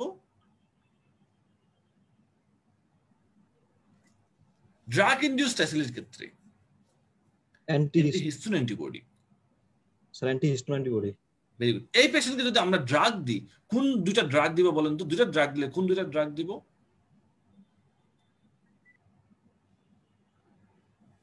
হাইড্রোক্সিক্লোরোকুইন দিব।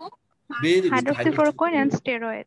Very good, hydroxychloroquine and steroid দিব। ভেরি গুড, সুন্দর।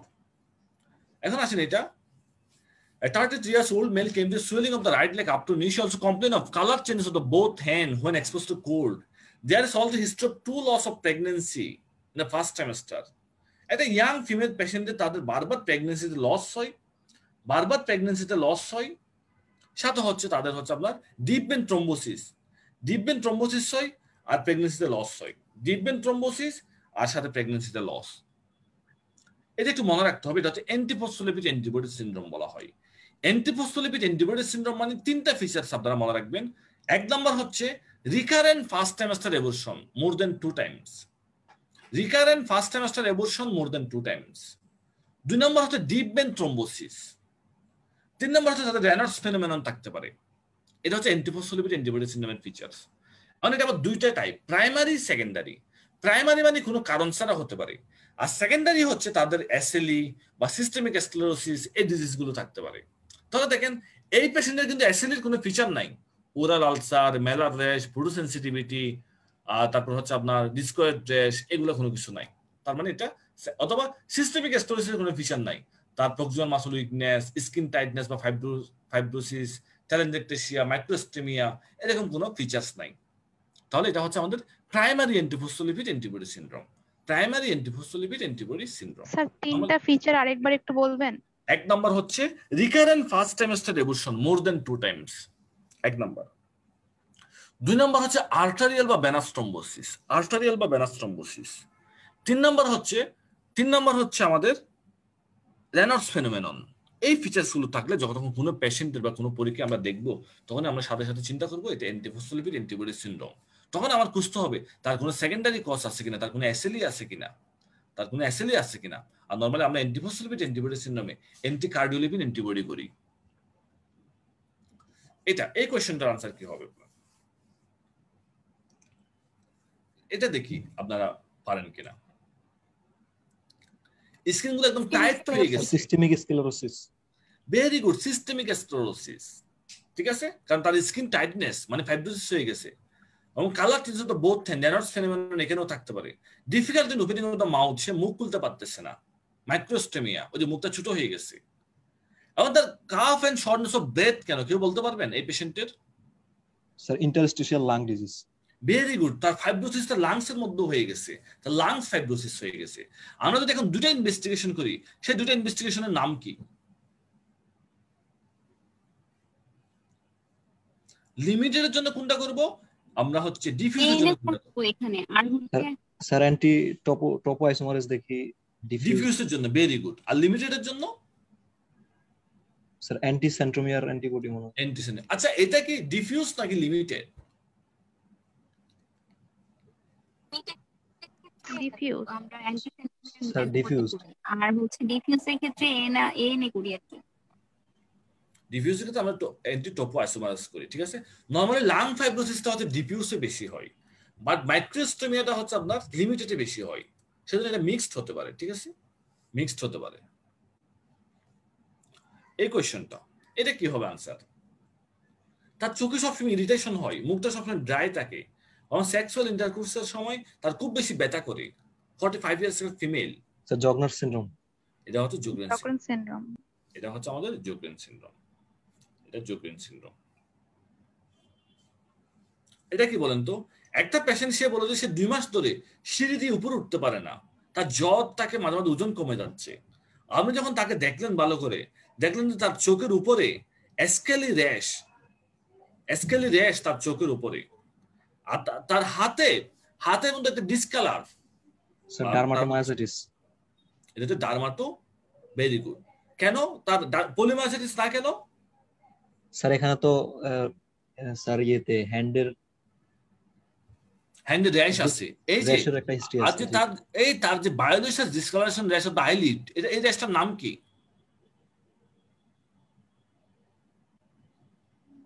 এই র্যাশটার নাম কি? Heliotrope rash. Heliotrope rash. এই যে scaly erythematous psoriasiform plaque on the extensor surface, এই র্যাশটার নাম কি? Gottron's papule.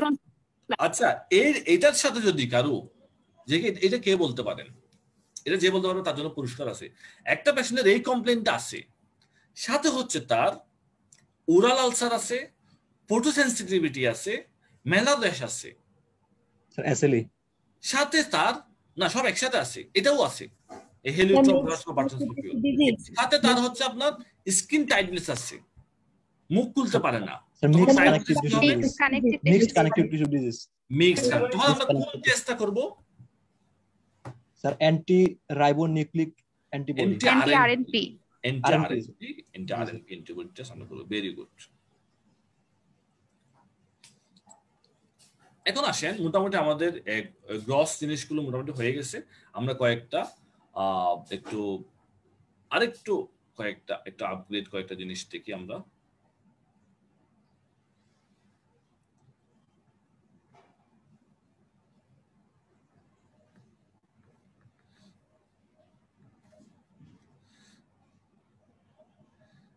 তাহলে দেখেন ভাস্কুলাইটিস, অনেকগুলো আমাদের ভাস্কুলাইটিস মানে দেখেন এটা হচ্ছে inflammation of the blood vessel. Say vasculitis গুলো দেখেন, স্যার স্ক্রিন দেখা যাচ্ছে না। স্ক্রিন দেখা যাচ্ছে না।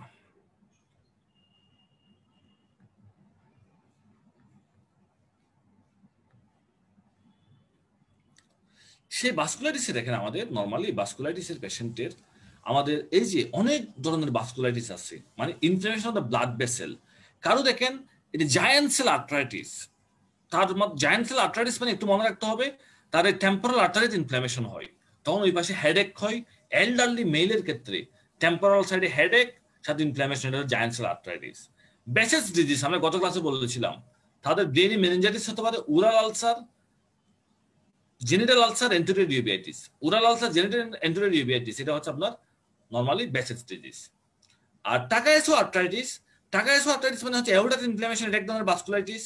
এখানে হবে আপনার নরমালি আনইকুয়াল ব্লাড প্রেশার, এক পাশে ব্লাড প্রেশার বেশি, এক পাশে ব্লাড প্রেশার কম, পালস এক পাশে প্রেজেন্ট, এক পাশে অ্যাবসেন্ট।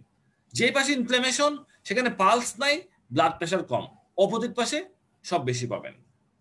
কাওয়াসাকি ডিজিজ হচ্ছে নরমালি আপনার করোনারি আর্টারি হয়, যে হার্টের আর্টারিতে দেখাচ্ছে করোনারি আর্টারিতে ইনফ্লামেশন হয়, তখন পেশেন্ট হচ্ছে এমআই বা হার্ট ফেলিওর নিয়ে আসতে পারে।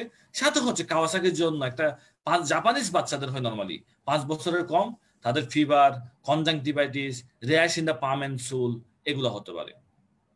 আর ইওসিনোফিলিক গ্রানুলোমাটোসিস পলিএনজাইটিস, এটা লাংস ইনফ্লামেশন হয় মেইনলি। লাংসে যদি ভাস্কুলাইটিস হয়, সাথে আপনি অ্যাজমার পেশেন্ট, রোগীর অ্যাজমা থাকবে, লাংস ইনফ্লামেশন, সাথে হচ্ছে আপনার ব্লাড ইওসিনোফিল কাউন্ট বেশি, তখন এটাকে বলা হয় ইওসিনোফিলিক গ্রানুলোমাটোসিস পলিএনজাইটিস। আর যদি আপনার এই যে আর্টারিতে মেইনলি রেনাল আর্টারি বা অ্যাবডোমিনাল এওর্টাতে ইনফ্লামেশন হয়, তখন আপনি আলসার, গ্যাংগ্রিন পাবেন, তাদের হাইপারটেনশন বেশি পাবেন, এটা হচ্ছে পলিআর্টারিটিস নোডোসা। আর হচ্ছে আপনার ক্রায়োগ্লোবিনিক ভাস্কুলাইটিস, এটা হচ্ছে নরমালি আপনার স্কিন আলসার হয়। আর হেনেক্সিলিন পারপুরা হচ্ছে ছোট বাচ্চাদের হয়, নরমালি কিডনি ইনভলভমেন্ট হয়, রেনাল ফেলিউর হতে পারে, skin rash, joint pain, oral ulcer, skin rash, joint pain, তারপর হচ্ছে হেমাচুরিয়া, এই কন্ডিশন গুলো হতে পারে। এই সবগুলো হচ্ছে ডিফারেন্ট টাইপ অফ ভাস্কুলাইটিস। তাহলে আমরা একটু সংক্ষেপে দেখি। তাহলে সব ভাস্কুলাইটিসে কমনলি আপনার এই ফিচার্স গুলো থাকতে পারে। সব ভাস্কুলাইটিসে ফিভার, নাইট সুয়েস, র্যাশ বা পারপুরা, এপিস্টেক্সিস, হেমোপটাইসিস, আপনার এই যে র্যাশ ইয়ারনোসকে ইনভলভমেন্ট করতে পারে, রেসপিরেটরি ট্র্যাক্ট ইনভলভমেন্ট করতে পারে, জিআইটি কে ইনভলভমেন্ট করতে পারে। কিন্তু আমরা ডিফারেন্সিয়েট করব কিভাবে? নিউরোপ্যাথি হতে পারে, আমরা ডিফারেন্সিয়েট করব কিভাবে? তাহলে একটা ভাস্কুলাইটিস হচ্ছে আপনার অ্যান্টি নিউট্রোফিলিক সাইটোপ্লাজমিক ভাস্কুলাইটিস, এটা আরেকটা নাম হচ্ছে ওয়েজানার গ্র্যানুলোমেটোসিস। এখানে দেওয়া আছে ওয়েজানার গ্র্যানুলোমেটোসিস, এটার নাম আরেকটা হচ্ছে সিয়াঙ্কা পজিটিভ ভাস্কুলাইটিস বা ওয়েজানার গ্র্যানুলোমেটোসিস। এই ভাস্কুলাইটিস হচ্ছে গ্রানুলোমা ফরমেশন হয় নেজাল পেসিসে, নেজাল পেসিস বা এয়ারওয়েতে, কিডনিতে। যদি পেশেন্ট আপনার কাছে নিয়ে আসে কাফ হেমোপটাইসিস, তার লাংসের জন্য সে হেমোপটাইসিস নিয়ে আসবে, কিডনির জন্য হেমাচুরিয়া নিয়ে আসবে, আর সে নোসে বলবে, নাকের মধ্যে বলবে তার এপিস্টেক্সিস এবং নেজাল ডিফর্মিটি। তাহলে দেখেন কোন রোগী যদি কমপ্লেন করে তার হেমোপটাইসিস, ব্লাডের সাথে রক্ত যাচ্ছে, কাশির সাথে, তার হেমাচুরিয়া কিডনির সাথে রক্ত যাচ্ছে, সাথে আপনি দেখলেন যে তার নোজটা ডিফর্মড, এখানে এপিস্টেক্সিস বা নেজাল ডিফর্মিটি, তার কোনো অ্যাজমা নাই, ব্লাড ইউসিনোফিল কাউন্ট নাই, বেশি নাই, তখন এটা হচ্ছে ওয়েজনার গ্রানুলোমেটোসিস। আর যদি কারো অ্যাজমা থাকে, ব্লাড ইউসিনোফিল কাউন্ট বেশি থাকে, আর সাথে হচ্ছে হেমোপটাইসিস বা শ্বাসকষ্ট থাকে, তখন এটা হচ্ছে আপনার চার্গেস্ট্রস সিনড্রোম, চার্গেস্ট্রস সিনড্রোম। আর কাছে টাকায়াসু আর্থ্রাইটিস, এটা একটা ভাস্কুলাইটিস, এটা হচ্ছে অ্যাওর্টাতে ইনফ্ল্যামেশন হয়, নরমালি এশিয়ান ইয়াং ফিমেলদের হয়, এশিয়ান ইয়াং ফিমেলদের হয়। তারা ফিভার, আর্থালজিয়া, ওয়েট লস এগুলো নিয়ে আসতে পারে, ফিভার, আর্থালজিয়া, ওয়েট লস এগুলো নিয়ে আসতে পারে। সাথে হচ্ছে পেশেন্টের আপনি ইয়াং ফিমেল পেশেন্ট, আপনি এক পাশে পালস অ্যাবসেন্ট পাবেন আর এক পাশে ব্লাড প্রেশার কম পাবেন, অপোজিট পাশে পালস ঠিক থাকবে, ব্লাড প্রেশার বেশি থাকবে। এটাকে বলা হয় টাকায়াসু আর্থ্রাইটিস, এটাকে বলা হয় টাকায়াসু আর্থ্রাইটিস, টাকায়াসু আর্থ্রাইটিস, টাকায়াসু আর্থ্রাইটিস। তখন আমরা স্টেরয়েড দিয়ে দিই। আর কাওয়াসাকি ডিজিজ, জাপানিজ বাচ্চাদের হয় 5 বছরের কম বয়সে, 5 বছরের কম বয়সে পেশেন্ট কি নিয়ে আসতে পারে?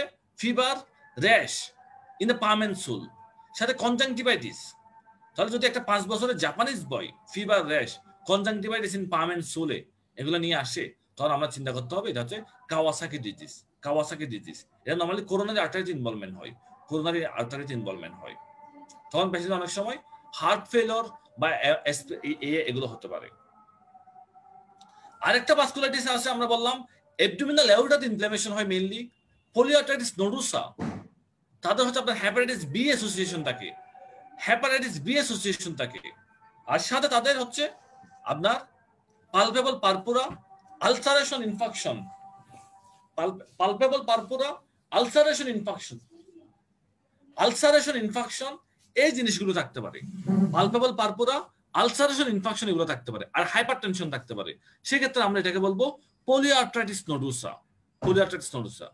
বাট আপনাদের যে জন্য যেটা কমন, জায়ান্ট সেল আর্থ্রাইটিস, এটা একটু মনে রাখতে হবে। জায়ান্ট সেল আর্থ্রাইটিস এটা হচ্ছে টেম্পোরাল আর্টারিতে ইনফ্ল্যামেশন হয়, টেম্পোরাল আর্টারিতে ইনফ্ল্যামেশন হয়, সাথে এখানে হচ্ছে পলিমাইলজিয়া রিউমেটিক অ্যাসোসিয়েশন থাকতে পারে।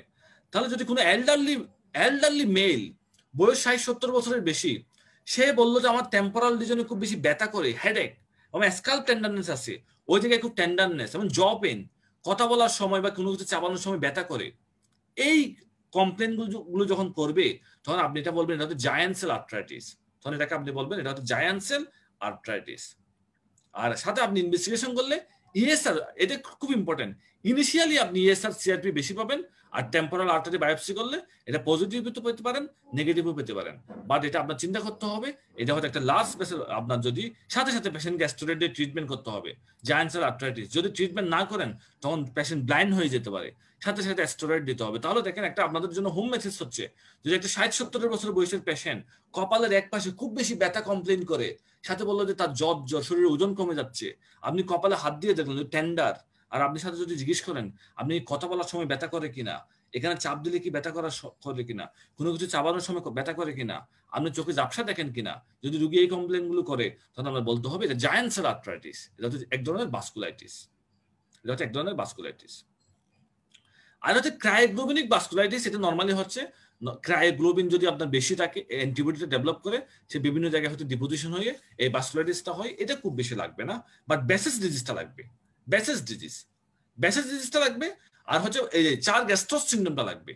চার্গেস্ট্রস সিনড্রোম আমরা যেটা বললাম, পেশেন্টের অ্যাজমা থাকবে, অ্যালার্জির সমস্যা থাকবে, অ্যাজমা পেশেন্ট, অ্যালার্জির সমস্যা, সাথে নিউরোপ্যাথি, এই যে মনোনিউরাইটিস মাল্টিপ্লেক্স, নিউরোপ্যাথি থাকবে। আর আপনি যখন পেশেন্টকে কমপ্লেন করবেন, পেশেন্ট বলবে যে তার হচ্ছে কাশি, শ্বাসকষ্ট, আর আপনি দেখলেন যে বলো আমার ছোটবেলা থেকে অ্যালার্জির সমস্যা, এবং এখন কাশি, শ্বাসকষ্ট, আর সাথে আপনি দেখলেন যে পেশেন্টের হচ্ছে নিউরোপ্যাথি আছে, পেরিফেরাল নিউরোপ্যাথি, তখন আমরা চিন্তা করতে হবে এটা একটা ভাস্কুলাইটিস হতে পারে, চার্গেস্ট্রস সিনড্রোম হতে পারে। সেক্ষেত্রে আমরা নরমালি চার্গেস্ট্রস সিনড্রোমে আমরা পজিটিভ, পি আঙ্কা পজিটিভ পাই, আর ওয়েজনারে হচ্ছে সি আঙ্কা পজিটিভ পাই। পিএটা কি আমরা গত ক্লাসে বলেছিলাম। আর ব্যাসেস ডিজিজে আমরা যে তিনটা কমপ্লেন বলেছিলাম একটা হচ্ছে আপনার উরাল আলসার, একটা হচ্ছে আপনার উরাল আলসার, তারপর হচ্ছে আপনার জেনিটাল আলসার, এন্টেরোডিয়াবেটিস। এই তিনটা একসাথে থাকলে এটাকে বলা হয় ব্যাসেস ডিজিজ। এই তিনটা একসাথে থাকলে এটাকে বলা হয় ব্যাসেস ডিজিজ। এরপর আসেন হেনোক্সিলেন পারপুরা। হেনোক্সিলেন পারপুরা হচ্ছে একটা স্মল ভেসেল ভাস্কুলাইটিস। এই হেনোক্সিলেন পারপুরা আপনাদের জন্য খুব ইম্পর্টেন্ট আপনার ফাইনাল প্রবের জন্য। একটা পেশেন্ট হচ্ছে আপনার ইয়াং পেশেন্ট, সে হচ্ছে পারপুরা বাটক, মেনলি বাটকে নিয়ে আসবে অথবা লোয়ার লেগ, বাটক বা লোয়ার লেগে সে পারপুরা নিয়ে আসলো, সাথে অ্যাবডোমিনাল পেইন, সাথে জিআইটি ব্লিডিং, তার হেমাটোমাইসিস মেলানা হচ্ছে, অথবা নেফ্রাইটিস, তার হেমাচুরিয়া হচ্ছে, সেক্ষেত্রে আপনি চিন্তা করবেন এটা হচ্ছে হেনোক্সিলেন পারপুরা। তাহলে একটা ইয়াং পেশেন্ট যখন abdominal pain, joint pain, haematuria এগুলা নিয়ে আসবে তখন আমরা চিন্তা করতে হবে এটা হচ্ছে হেনোক্সিলেন পারপুরা। আর আমরা ইনভেস্টিগেশন কি করি? আমরা স্কিন বায়োপসি করি। স্কিন বায়োপসি করলে আইজিআই ডিপোজিশন পাওয়া যায়। এটা বাচ্চাদের বেশি হয়, অথবা এমনি ভালো হয়ে যায় এই হেনোক্সিলেন পারপুরা। তাহলে আর এই বেকেনে ভাস্কুলাইটিস এখানে এগুলো আমাদের আর লাগবে না। আর অস্টিওপোরোসিস আর অস্টিওমেলাসিয়ার মধ্যে আমরা গত ক্লাসে বলেছিলাম অস্টিওপোরোসিস মানে সবকিছু নরমাল থাকবে, অস্টিওক্লাস্ট অ্যাক্টিভিটি বেড়ে গেলে আমাদের ওই অস্টিওপোরোসিস হয়। এগুলো হচ্ছে causes of osteoporosis: hypogonadism, hyperthyroidism, hyperparathyroidism, inflammatory bowel disease, asteroid, postmenopausal women. আমরা ট্রিটমেন্ট হিসেবে কি দিব? আমরা ট্রিটমেন্ট হিসেবে দিব বিসফসফোনেট। সেই বিসফসফোনেট কোনগুলো? এই বিসফসফোনেট হচ্ছে আমাদের ড্রাগগুলোর নাম এগুলো হচ্ছে বিসফসফোনেট, অ্যালান্ড্রোনিক অ্যাসিড, রিসেন্ড্রোনেট, ইবানড্রোনেট, এই ড্রাগগুলো আমরা দিয়ে থাকি। আর সাথে ক্যালসিয়াম, ভিটামিন ডি সাপ্লিমেন্টেশন। আর অস্টিওমেলাসিয়া কি? যদি ভিটামিন ডি ডেফিসিয়েন্সি হয়, ক্যালসিয়াম, ফসফেট দুটাই কমে যায়, পিটিএইচ বা এলপি বেশি হয়, তাহলে এটাকে আমরা বলি অস্টিওমেলাসিয়া। এটা আমরা গত ক্লাসে বলেছিলাম।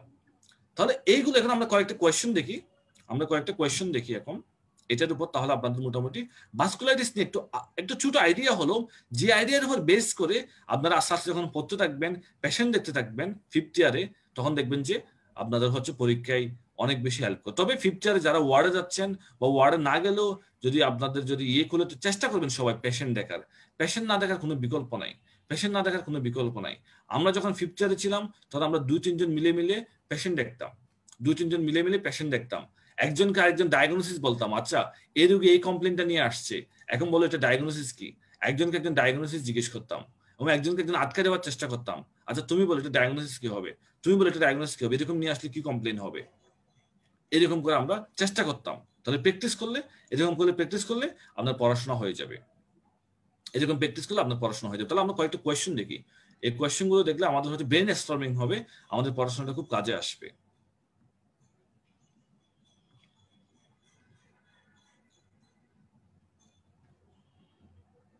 এটা আমরা দেখলাম। এই কোয়েশ্চেনের আনসারটা কি হবে বলেন তো? এপিস্টেক্সিস বা রাইনাইটিস, তার হেমোপ্টাইসিস আছে for last 1 month, cANCA positive.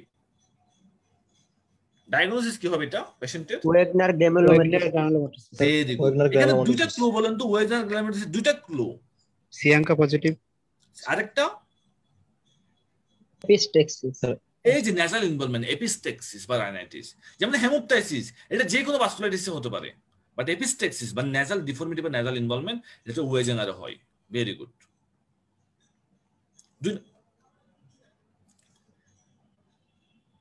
36 না 37। এই কোশ্চেনের আনসার কি? একটা এশিয়ান ফিমেল, সে বলতে হার্ট ডিসকমফোর্ট হয়, এবং এক পাশে পালস হচ্ছে অ্যাবসেন্ট, আরেক পাশে ব্লাড প্রেশার আনইকুয়াল। আপনাদের একটা গল্প বলি। একটা ইয়াং ফিমেল, তার বাড়ি নোয়াখালী ছিল, তার সবসময় হাতে ডিসকমফোর্ট হইতো। সে নোয়াখালীতে ডাক্তার দেখাইলো, ফার্স্ট একজন লোকাল ডাক্তার দেখাইলো, বলে যে হাতে একটু ব্যথা, আমি ব্যথার ওষুধ দিচ্ছি, আপনার কমে যাবে, এই হাতে একটু ডিসকমফোর্ট। কারণ তার হাতে হচ্ছে ব্লাড সাপ্লাই না, এই জন্য ডিসকমফোর্ট হচ্ছে। পরে তার ব্যথা কমে না, সে অনেকদিন খাইলো, এই ডিসকমফোর্ট তার কমে না। তো বলতো আমি একটা নোয়াখালীতে ভালো ডাক্তার দেখাবো। সে নোয়াখালীতে একটা ভালো ডাক্তার দেখাইলো, সেও বললো হচ্ছে এই ব্যথা, তখন সে আর একটু বেশি বললো যে কি করেন, বলে যে আমার এই বয়স এরকম 25 বছর, বলে যে হাজবেন্ড কোথায় থাকে, বলতে হাজবেন্ড বিদেশে থাকে। ও তখন উনি বললো এটাকে বলা হয় এসবিএস, স্বামী একটা আছে মেডিকেল টার্মে, যাদের হাজবেন্ড বিদেশে থাকে তাদের সমস্যা বেশি হয়, এটাকে বলা হয় স্বামী বিদেশ সিনড্রোম, এসবিএস, স্বামী বিদেশ সিনড্রোম। বলো যে এগুলো হচ্ছে হাজবেন্ড ইয়েতে থাকে, দেশের বাইরে থাকে, খুব মানসিক একটা অস্থিরতা, এই সব মিলে আপনার হাতে ডিসকমফোর্ট হচ্ছে। উনি আবার আর কিছু ওষুধ দিল, তারপরও তার হাতের এই ব্যথা হচ্ছে, কমে না। শেষে ওই পেশেন্ট হচ্ছে পিজি হাসপাতাল আসছিল। পিজি হাসপাতাল আসার পর তাকে প্রপারলি ইভ্যালুয়েশন করা হয়েছে, তখন দেখে যে তার দুই পাশে ব্লাড প্রেশার দুই রকম, দুই হাতে, এক পাশে কম এক পাশে বেশি, আরেক হাতে পালস নাই, আরেক হাতে পালস নাই। তখন দেখে যে তাকে এনজিওগ্রাম ট্রাম সব করা রেখে যে তার করোনারি আর্টারিতে ইনফ্লামেশন, এটা হচ্ছে টাকাইসো আর্টারাইটিস। তাহলে এই জন্য পেশেন্টের সব আমাদের কমপ্লেনকে খুব খুব সিরিয়াসলি নিতে হবে, রোগীর কমপ্লেনকে সবসময় সিরিয়াসলি নিতে হবে। এটা কি হবে বলুন তো? এটা ছোট্ট জাপানিজ বাচ্চা, তার জ্বর, কাওয়াসাকি ডিজিজ। কি হবে এটা? Kawasaki disease. Kawasaki disease. এটা মানে জাপানিজ বয়দের হয়, জাপানিজ বয়দের হয়। এটা কি হবে? একটা বি ভাইরাস পজিটিভ পেশেন্টের তার জ্বর, ফিভার, আর্থালজিয়া, ওয়েট লস, এগুলো সব আর্থ্রাইটিসে হয়। বাট এখানে এক্সট্রা জিনিস কি আছে? বি ভাইরাস পজিটিভ, তার হাইপারটেনশন, তার হচ্ছে পালপেবল পারপোরা। স্যার এটা পলিআর্টারাইটিস নোডোসা। এটা হচ্ছে polyarteritis nodosa. Very good sir, peripheral neuropathy, এটা হচ্ছে পলিআর্টারাইটিস নোডোসা। এটা কি বলেন তো এই কোয়েশ্চনটা? একটা 85 বছর বয়স, অনেক বেশি, হেডেক, টেম্পোরাল লিজন, অক্সিপিটাল লিজনে, এবং সে কথা বলার সময় তার হচ্ছে জ পেন হয়। Sir giant cell arteritis. এটা হচ্ছে জায়ান্ট সেল আর্টারাইটিস। এটা আমরা কনফার্ম করব কোন টেস্ট দ্বারা?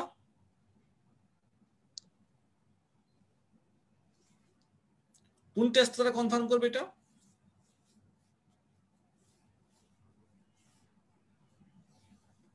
কি হয়েছে বলতে পারবেন? Biopsy. Temporal artery biopsy. Very good, temporal artery biopsy. দেখি এটা বলতে পারেন কিনা।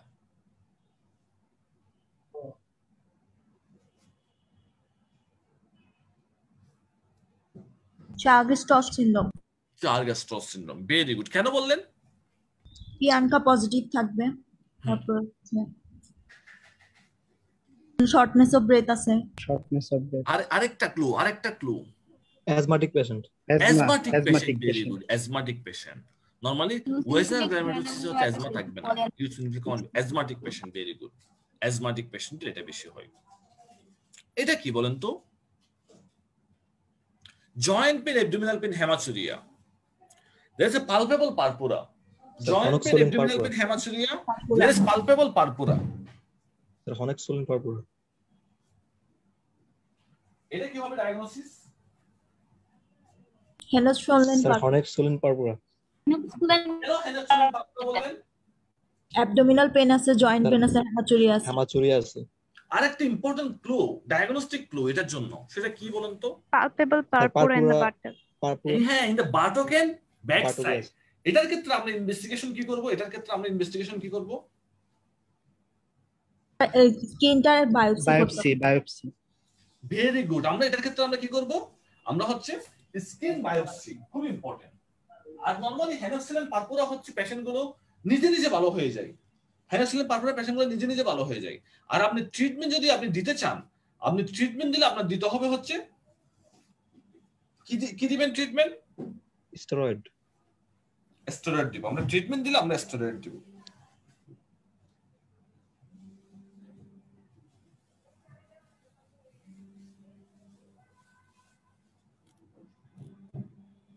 আচ্ছা, আমি আরেকটা কোয়েশ্চেন জিজ্ঞেস করি আপনাদেরকে। একটা পেশেন্ট যদি আপনার কাছে Ural ulcer, joint pain, Ural ulcer, genital ulcer, সাথে হচ্ছে এন্টেরোডিউবেটিস নিয়ে আসছে,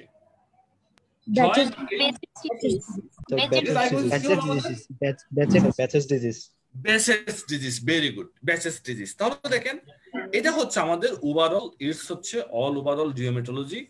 যদি এটা হচ্ছে আপনাদের একদম বেসিক, এই বেসিকের উপর বেস করে আপনারা যদি একটু পড়াশোনা করেন, তখন দেখবেন যে আপনাদের খুব ভালো একটা মেডিকেল ইয়েতে হচ্ছে কনসেপ্ট ডেভেলপ করতেছে। ফিফথ ইয়ারটাকে আপনাদের হচ্ছে খুব বেশি কাজে লাগাইতে হবে।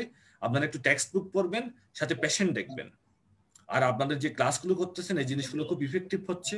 আপনারা চেষ্টা করবেন নিজে একটু পড়তে, ঠিক আছে? মানে যদি আপনি নিজে পড়েন তখন আপনার এই পড়াশোনাটা ইফেক্টিভ হবে। স্যার একটা কোশ্চেন ছিল স্যার। শিওর স্যার, গত ক্লাসে একটা পড়ছিলাম, বোন মিনারেল ডেনসিটি, যেটা ওটাতে স্যার একটা কোশ্চেন ছিল যে অস্টিওপোরোসিসে টি স্কোর হচ্ছে লেস দেন 2 মানে 2.5 প্লাস পোস্ট মেনোপজাল ওমেন, অথবা যদি ম্যান মোর দেন 50 ইয়ার্স।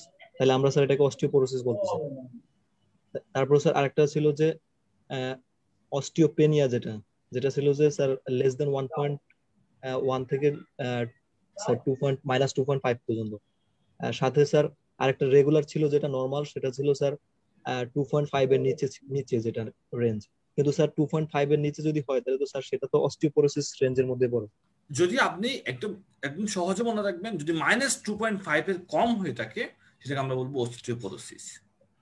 -2.5 এর কম হওয়া মানে এটা অস্টিওপোরোসিস, -2.5 এর কম হওয়া মানে এটা অস্টিওপোরোসিস। আর -1 থেকে -2.5 পর্যন্ত এটা হচ্ছে আপনার অস্টিওপেনিয়া। ঠিক আছে, এটা অস্টিওপেনিয়া। আর +2.5 পর্যন্ত হচ্ছে নরমাল। -1 থেকে +2.5 পর্যন্ত হচ্ছে নরমাল। ঠিক আছে, জি স্যার, এটা মনে রাখতে হবে। আর কারো কোনো কোয়েশ্চেন? সবাইকে অসংখ্য ধন্যবাদ। ভালো থাকবেন, ভালো করে পড়াশোনা করবেন। ইনশাআল্লাহ দেখবো আপনারা খুব ভালো ক্লিনিশিয়ান হবেন। পেশেন্ট দেখা মাত্র ডায়াগনোসিস করতে পারবেন, আত্মীয়-স্বজনকে ট্রিটমেন্ট দিতে পারবেন, নিজের ট্রিটমেন্ট দিতে পারবেন, সবাইকে ট্রিটমেন্ট দিতে পারবেন। আমাদের জন্য দোয়া করবেন। স্যার আসসালামু একটা আলাইকুম। কোশ্চেন ছিল স্যার।